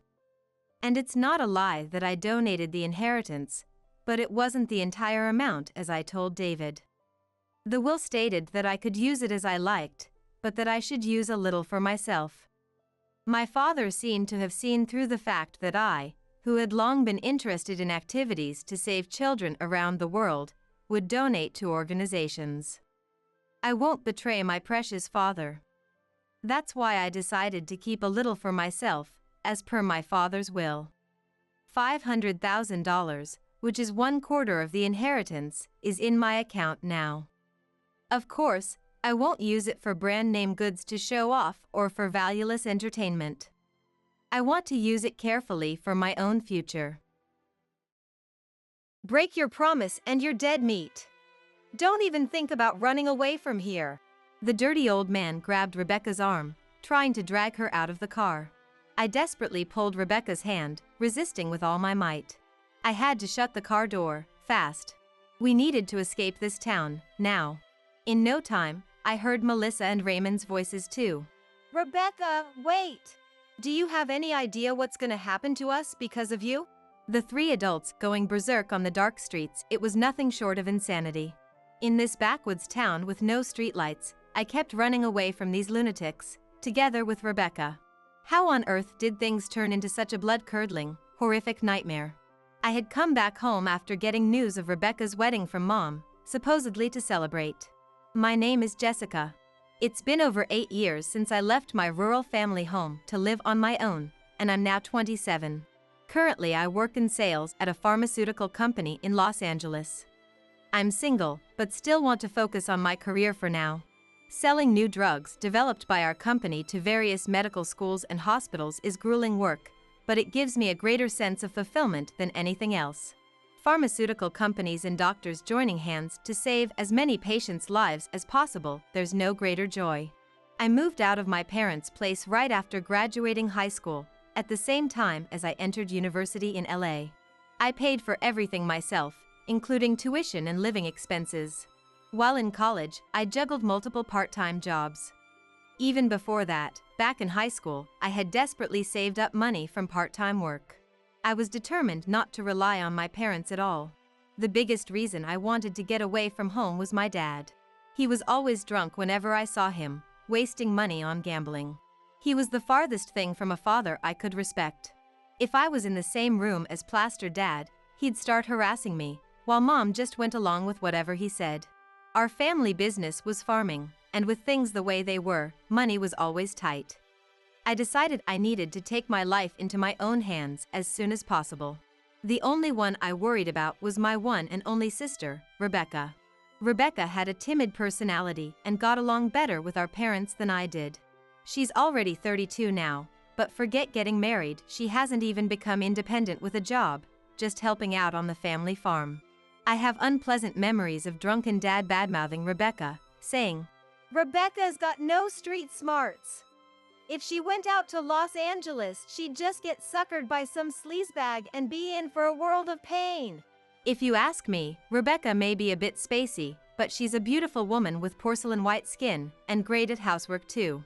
Wasting away in a house like this, she was too good for them. Plus, she was always so kind, sticking by my side no matter what. I adored Rebecca. Rebecca knew the state of our household well, so when I was moving out, I invited her to come with me. You can look for a job after we get to LA. I'll work hard at my part-time gigs too. The two of us can scrape by somehow. But Rebecca just gave me a troubled smile and shook her head. I'm the oldest daughter, so I'm going to stay here and look after Dad and Mom. I need to help out if we're going to keep the farm going. That's got nothing to do with this. We're both adults. There are tons of families where all the siblings are independent. If you're gonna say you have to live with Dad because you're the oldest, then I won't move to LA either. No. When I emotionally objected to Rebecca's unreasonable claim, she stated clearly to me, You go. You worked so hard to save up money, didn't you? Besides, it's not just out of obligation. I want to stay here because I'm truly worried about this house and Mom. Her big eyes stared straight into me. There was an unyielding strength in those eyes. Overwhelmed by her intensity, I ended up moving to the city by myself, though part of my heart remained. After that, my college life went smoothly. Balancing my studies with multiple part-time jobs made for a harsh lifestyle, but I was young and had stamina. I also had a fierce determination not to rely on my parents no matter what, so I managed to overcome it all somehow. My constant efforts in the face of adversity were recognized, and I secured a position at a major pharmaceutical company. The training and work after joining the company were even tougher than student life, but I enjoyed gaining business knowledge. And the dream that I would one day be helping to protect people's lives and health fired me up. More than anything, it was Rebecca who became my emotional pillar. Even after leaving home, I kept in touch with Rebecca through messages and phone calls. Some days she would care about my health, saying, Don't overdo it and ruin your health, okay? And on other days she would praise me, saying, Jessica, you're working so hard. You look so vibrant these days. Each time, a warmth would spread through my heart, and I'd feel inspired to work even harder for Rebecca's sake. However, when I'd ask her, So how are things on your end? She'd be kind of vague, like, Dad and Mom are the same as always. Or, Our profits have gone down but we're getting by somehow. Even if I'd get worried and try to ask for more details about the situation, she'd just brush it off with, Nothing's changed since you were here, Jessica. In reality, I never heard anything about Rebecca or our parents getting into any big accidents or anything, so I just told Rebecca, Let me know anytime if something happens. Let me know anytime if something happens. And then, before I knew it, I was 27. That day too, I got home late at night after entertaining clients. Keeping disagreeable doctors in a good mood for hours on end is extremely tiring, but I can manage it if I just think of it as part of the job, for the sake of my performance. As I tried to recharge myself with those thoughts, I checked my apartment mailbox and saw something rare inside. It was a letter from an individual, and looking at the sender, it was from Mom. After moving out, I had stayed in contact with Rebecca, but I hadn't communicated with anyone else at all, not Dad of course, but neither with Mom. They never reached out, and I never called or sent a single letter either. Now this sudden letter from Mom. What in the world could it be about? Still reeling from the surprise and unease, I entered my apartment and read it, exhausted. Reading the contents, I couldn't believe it. Apparently Rebecca was getting married. Huh? I hadn't heard a thing about this. Rebecca and I frequently kept in touch with each other. Yet not once had she breathed a word about a boyfriend, much less marriage. Why was I hearing about it from Mom like this, and not from Rebecca herself? A feeling I couldn't accept spread through my chest. The rest of the letter said that, for the wedding, they were holding a family meeting and I should come back home for it. Finishing the letter, I let out a sigh. Going back to my family home meant going to the house where Dad lived. The area my parents' house is in is truly the boonies, with houses really far apart, surrounded by expanses of farmland and woods. It's not even a town, it's designated a village. If I went back there, I'd have virtually no distractions. It's suffocating, almost like being trapped. Honestly, I wasn't eager to go. But if the news about Rebecca getting married was true, nothing could make me happier. I had thought Rebecca would end up taking care of Dad and Mom her entire life at this rate. If she had met a great guy, fallen in love, and decided to get married, nothing could make me happier. I wanted to meet her partner too, and of course I wanted to see Rebecca. And I wanted to congratulate her on the wedding. The next day, I wrote back to Mom saying I would attend the family meeting, and took paid leave on the appointed day. Then a few weeks passed, and it was the day of the meeting. I rode Amtrak for 7 hours to get to the city where my family home was, then planned to drive a rental car from there. The family meeting was also meant to be a dinner, so the sky was slowly turning to dusk. Away from the din of the city, in a quiet landscape devoid of neon signs or crowds of people, the sky was gradually dyed a deep red. It had been the norm when I was a kid, but coming back after 8 years, it seemed strangely surreal. I managed to arrive at my parents' house without getting lost. It was a dilapidated wooden house, visibly damaged here and there on the walls and roof even from a distance. I could tell the yard, overgrown with weeds, had hardly been tended to. The house was a mess, despite Rebecca's best efforts to keep it clean and tidy. She was overwhelmed with the responsibilities, and it showed. As I stepped inside, memories of my troubled childhood came flooding back, trapped within these walls. It left a bitter taste in my mouth. There was no guest parking, so I had to leave my rental car a short distance away and walk the rest of the way to the house. By then, the sky had darkened considerably. Deep navy blue blended with the remnants of a purple sunset, creating a stunning gradient. The vast expanse of the sky and the crisp air made the first few stars visible. A few crows cawed ominously, their voices echoing through the stillness. With a mixture of nostalgia and resentment, I approached the house's grimy door. That's when I heard it. The faint rustling of grass. Startled, I spun around to find Rebecca standing there, her face tense and uncharacteristic of someone about to attend a family meeting. Despite the years apart, Rebecca was still breathtakingly beautiful. My beloved sister, right there in front of me. It was my favorite Rebecca. But this was no joyful reunion. Rebecca. Shoo.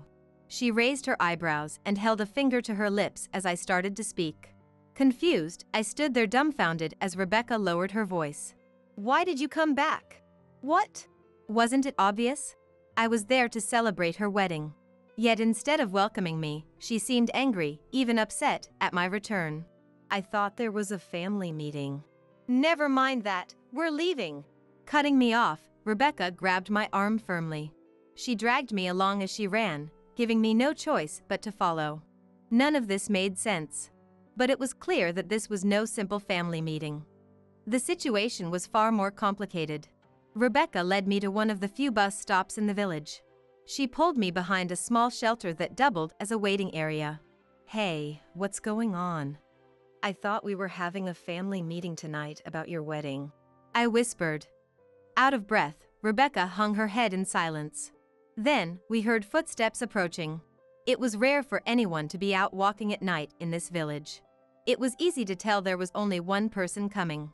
Rebecca shielded me, hiding me behind the wall as she peeked out to check the alley. Mom!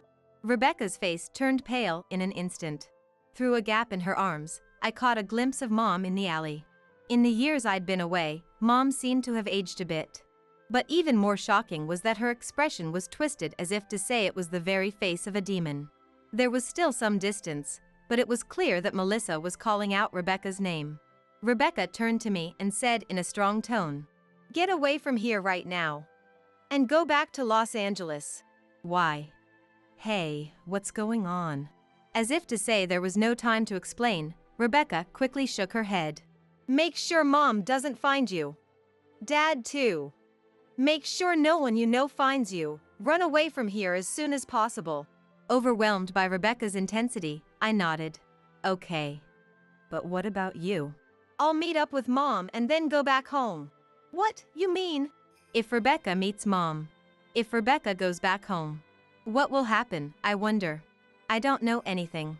But my instincts told me I couldn't let Rebecca go home like this." "Rebecca, this way." This time, I pulled Rebecca's hand. "This is so weird. Mom's acting strange too, and this situation is all messed up. And you say you're getting married, but you don't look happy at all." "Jessica." Rebecca lowered her eyebrows sadly, still entrusting one hand to me. "I can't return you like this. There's still time now. Let's just run away like this. Let's go to Los Angeles together." "But..." "Hurry." While Rebecca hesitated, Mom was getting closer.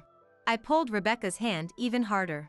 Whether it was guilt towards her family, or a sense of relief from being freed from the current bizarre situation, Rebecca stared at me with tears in her eyes and gave a small nod. "Let's go." We held hands and ran with all our might. Our destination was the rental car I had arrived in. The village was completely steeped in night, and the road with hardly any streetlights had poor visibility. Although we almost stumbled on pebbles along the way, we ran desperately. Rebecca didn't let go of my hand. Soon, we arrived near the car I had come in. As I was inserting the car key, Rebecca suddenly let out a scream beside me. I turned around involuntarily. In the distance, mountains stood in a row, and in the pitch-black scenery with only fields around, I faintly saw the shadow of something. Was it a monkey or an animal? Or was it something else, something living that we shouldn't see? Wrinkled skin, hair growing chaotically from the head. Underneath, something like eyes shone sharply. I mustn't get near this thing. I got goosebumps involuntarily. Before even considering who it was, I felt a physiological disgust. "Get in the car, quick!" Rebecca shouted in a scream-like voice. That voice was much more tragic and tinged with madness than when she saw Mom. With my hands trembling from fear and anxiety, I finally managed to open the car door. Meanwhile, the figure lurking in the darkness was approaching. I quickly opened the passenger door to get Rebecca in. The person approaching behind Rebecca was an old man. His wrinkled face and overgrown hair looked unsanitary at a glance, while the tacky gold accessories around his neck and wrists reflected the car's headlights. Who was this old man? Was there such a person in this village? There was no time to think. The old man eerily extended his black arm from behind Rebecca and forcefully grabbed her arm, just as she was about to slide into the passenger seat. "Eek!" Rebecca's scream echoed. The old man was trying to forcibly drag Rebecca out of the car. "Where are you running to?" The old man groaned in a low, hoarse, beastly voice. Rebecca seemed about to slide off the car seat. I immediately jumped out from the driver's seat to the door on the opposite side. "Let go! Let her go!" I grabbed the old man's hand that was holding Rebecca from above. With all my strength, I dug my nails in and pried the old man's palm and fingers off Rebecca's arm. Physical strength is vital in sales. And from routinely carrying large amounts of documents, I have a fair amount of strength. While doing so, I stuck out one leg and kicked the old man's foot. The old man stubbornly twisted his body, trying to pull Rebecca closer. "Trying to run away, you ungrateful child. Don't think you can escape from here." The old man shouted such things as he grappled with us.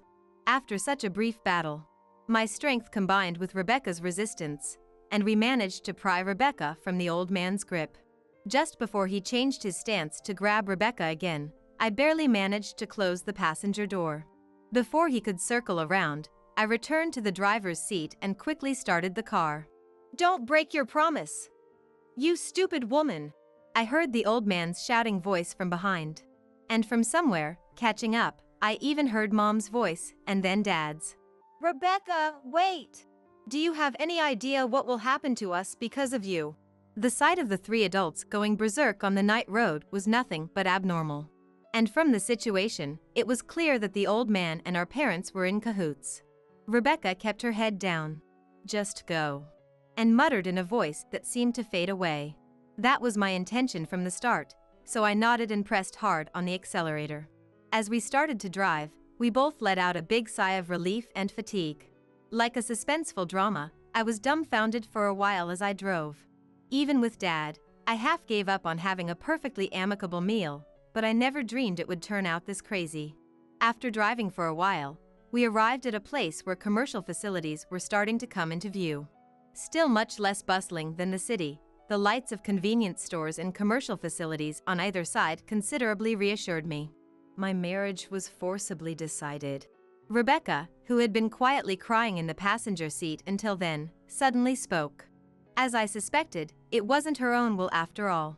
Otherwise, she wouldn't have looked so distraught before her wedding. What on earth happened?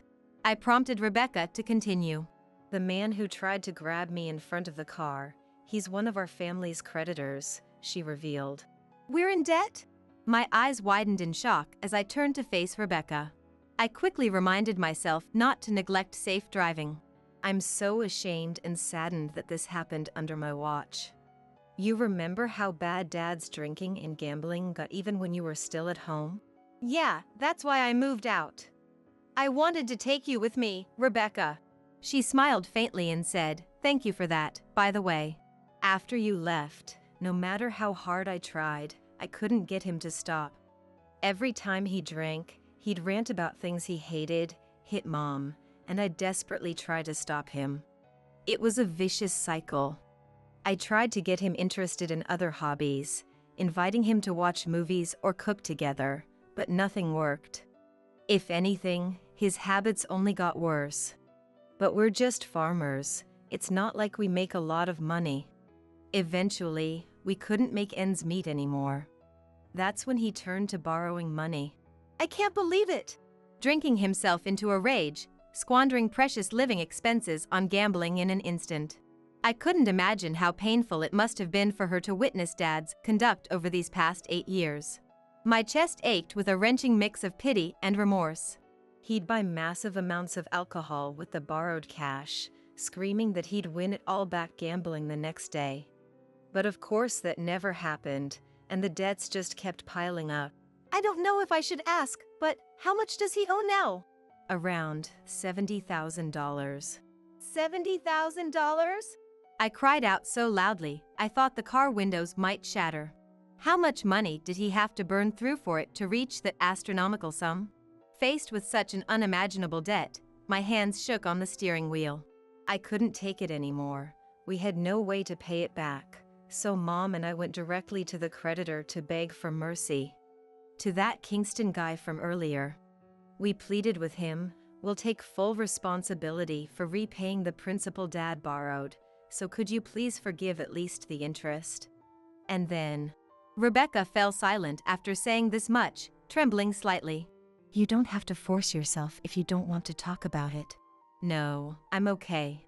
So then, he said, "If you marry my grandson, I'll cut the interest in half." That's how my marriage was decided. No way! You've got to be kidding me! Dad was more than happy to accept those terms, even though it didn't mean he'd have any more money to spend himself. And to think he'd offer up me, his own daughter, so easily to an unwanted marriage. It really hurt to realize I was just property to him. Rebecca went on to say that Mom just went along with whatever Dad said, so she didn't oppose it either. There's more. I really don't want to say this, but Kingston the creditor then said, "You've got a sister in Los Angeles too, right? Hand her over as well, and I'll waive the interest completely." As Rebecca finished recounting her story, she sobbed, tears rolling down her face. A chill ran down my spine. It seems he had intended to lure both Rebecca and myself into his household from the start, deliberately inflating the debt to gain leverage in negotiations. Trading your daughters for money, like some horrific custom from decades past, I couldn't believe this was happening to my own family. Overwhelmed by the terror of it all, I had to pull over onto the road shoulder. Now that my hands were free, I embraced Rebecca's shoulders in the passenger seat. Rebecca, I'm so sorry you had to go through that. No, I'm the one who should apologize for letting things get this bad, for not being able to stop Dad, for getting you dragged into this too. I'm so sorry. There, amidst the streets still tinged with a rural atmosphere, we two sisters held each other and cried freely. I couldn't imagine how painful, lonely, and hopeless her days must have been. I wondered why I couldn't have helped her sooner. Things got so bad, I considered running away. But he threatened me, saying if you try to escape, I'll hunt down your sister and drag her back here. That's why I couldn't say anything about this the last time we spoke on the phone. I'm sorry. Rebecca, you've been shouldering this burden all alone. It must have been so hard. But it's going to be okay now. I'm here for you. We'll get through this together. After crying together for a while longer, we got back in the car and hit the road again. Since we had left the village early, we were able to catch the overnight train. With Rebecca by my side, I returned to the now familiar sights of Los Angeles. Glancing at Rebecca walking beside me and the lingering goosebumps on my skin, I was reminded that the series of events in that village were not just a dream. By the time we arrived at my apartment, we were both exhausted. We ate breakfast together and took a nap in the warm, cozy bed. Afterwards, Rebecca pulled the IOU for the debt in question out of her pocket. Actually, I've been carrying this on me at all times. That's my sister for you, good thinking. With this, we have options. Especially here in Los Angeles. I took one more day off work and immediately looked up reputable law firms. That same day, Rebecca and I visited one, IOU in hand. The lawyer had a serious expression as he explained several things to us. Afterwards, we stopped by the municipal office to consult about cutting ties with our parents. After Rebecca stayed with me in my apartment for about a week, we decided to visit our family home once more. To declare to our parents that we were severing our relationship. The moment we came face to face, Dad was already furious, while Mom sat next to him trembling, her face pale. Either he was already drunk or his face was flushed red with rage. As soon as he heard that we wanted to cut ties, he bellowed, Don't screw with me. He grabbed a nearby bottle and brandished it at Rebecca. I leapt forward just in time to stop him. You too, Jessica. If you had just come home like a good girl, everything would have worked out. He shouted, this time trying to hit me with the bottle. Cut it out already. Shielding Rebecca, I desperately dodged Dad's relentless attacks. Our defensive battle against Dad's rampage continued. But in a moment of vulnerability, the bottle Dad was swinging struck my shoulder hard. Ow! Crying out from the impact, I fell to the floor with a thud. But immediately after, I glared up at Dad and announced in a low voice. Dad, this is all being recorded, you know. Just as Dad let out a stupid sounding. Huh? I glanced back towards the living room entrance. From there, a man in a suit holding a camera quietly emerged. He was the lawyer in charge of our debt consultation, Mr. Young. Mr. Young calmly stated, This is video evidence of domestic violence. I had deliberately created an opening, letting Dad hit me, to capture concrete proof of his violence on camera. Dad sputtered. You coward! Calling a lawyer, you city folk are always so damn sneaky. Mom and the lawyer tried to calm Dad down and get him to take a seat, but he resisted, shouting all the while. But then the lawyer dispassionately declared, As we have clear evidence of violence here, we will be calling the police now. And with that, he smoothly proceeded to contact the police. The police? Isn't that going too far? Still clutching the bottle he had just hit me with, Dad was visibly shaken. Mom's face turned ashen. It was entirely possible that in this situation, Dad would fly off the handle at the slightest provocation and make any discussion impossible. Besides, even if he called the police on us, Rebecca and I were cutting ties anyway. We had nothing left to lose. Surprisingly, the police arrived with uncharacteristic speed for such a remote village. 2 sturdy male officers showed up, looking strong enough to easily subdue a drunk old man in his 60s like Dad. Seeing them, Dad clicked his tongue and deflated. What, you're here to arrest me or something? That has not been decided yet. We will be discussing those matters and more with you now. Flanked by the two policemen, the lawyer declared this clearly. Dad's demeanor took a complete 180 as he meekly sat down, looking uncharacteristically compliant. Young opened the IOU and explained that neither Rebecca nor I were listed as guarantors, so we had no obligation to repay our parents' debt. Furthermore, you two confiscated all of Rebecca's money and used it to pay back the debt. And in order to serve Mr. Osborne's personal interests, you robbed Rebecca of her free will and tried to force her into marriage. Rebecca can sue you for attempting to file a marriage certificate without her consent. Sue? Who's gonna listen to some outsider from the city? Dad tried to lash out again, but the police officers glared at him. He promptly fell silent once more. In addition, we have the footage of the domestic violence incident from earlier. Moreover, Rebecca has several unnatural bruises on her body. The lawyer spoke matter-of-factly, but I could hardly bear to hear this. After speaking with her directly, it seems highly likely these bruises are the result of violence inflicted by Mr. Osborne. In this case, it is possible to either demand compensation or treat it as a criminal matter. I hung my head, on the verge of tears. When I deliberately let myself get hit earlier, it hurt quite a bit. Rebecca had endured that pain over and over again. At the hands of Dad, who lost all self-control when he was drunk. How painful and difficult it must have been for her. I will never forgive Dad for everything he's done, nor Mom for failing to stop any of it. What bruises? You got any proof? Dad shouted. Mom started. Please, have mercy on us. Groveling in a deep apology. We're already in ruins just from the debt alone. It's not like I wanted to hand my daughter over to that man either. But we had no choice. And now you want to cut ties too? Compensation? That's impossible. Please, don't do this. It's too late for that now, Mom. You never even tried to protect Rebecca until things got this bad. You're one to talk, running away from home. That's right, you're working in Los Angeles now, aren't you, Jessica? I bet you're making good money. If you paid off Raymond's debts for us, couldn't we just sweep this all under the rug? Mom looked up at me in tears, fawning.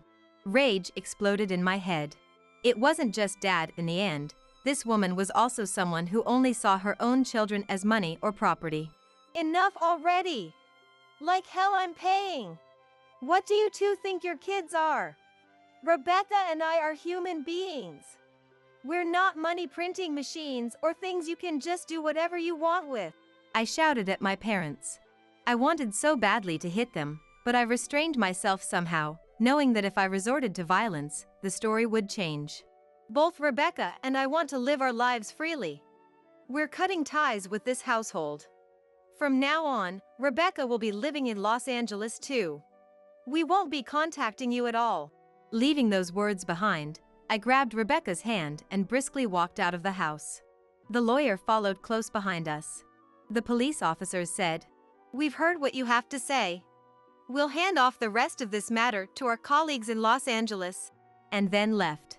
We decided to handle any future discussions of compensation or lawsuits through our lawyer. Afterwards, I took care of various procedures while Rebecca lived together with me in my apartment. Then a few months later, as a result of the trial, our parents were slapped with a restraining order preventing them from contacting Rebecca or myself. They were also obligated to pay back the money they had taken from Rebecca. And we were able to demand compensation from Kingston, the creditor who had tried to force Rebecca to marry his grandson. The IOU was passed on to Kingston's son.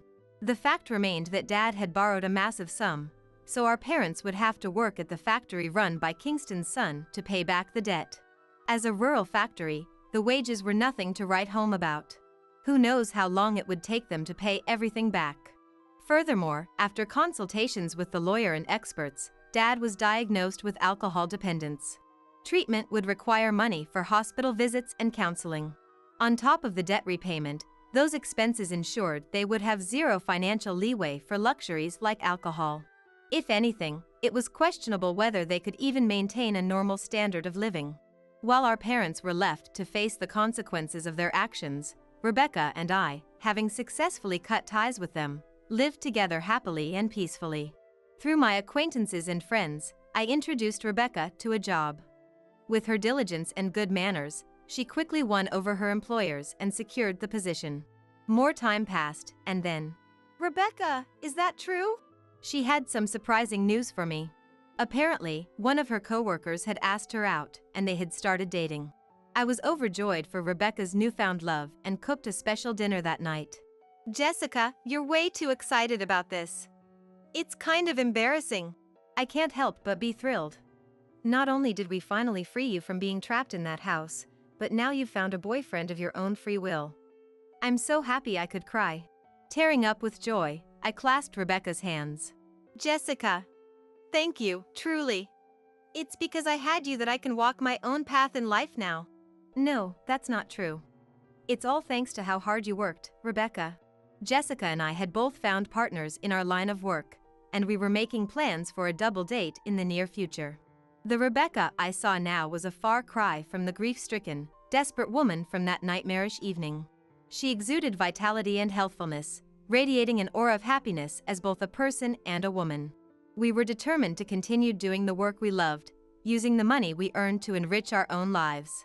We would date partners of our own choosing, with hopes of eventually getting married. As we each sought fulfillment in our individual lives, I knew our friendship would endure, the bond between us unbreakable.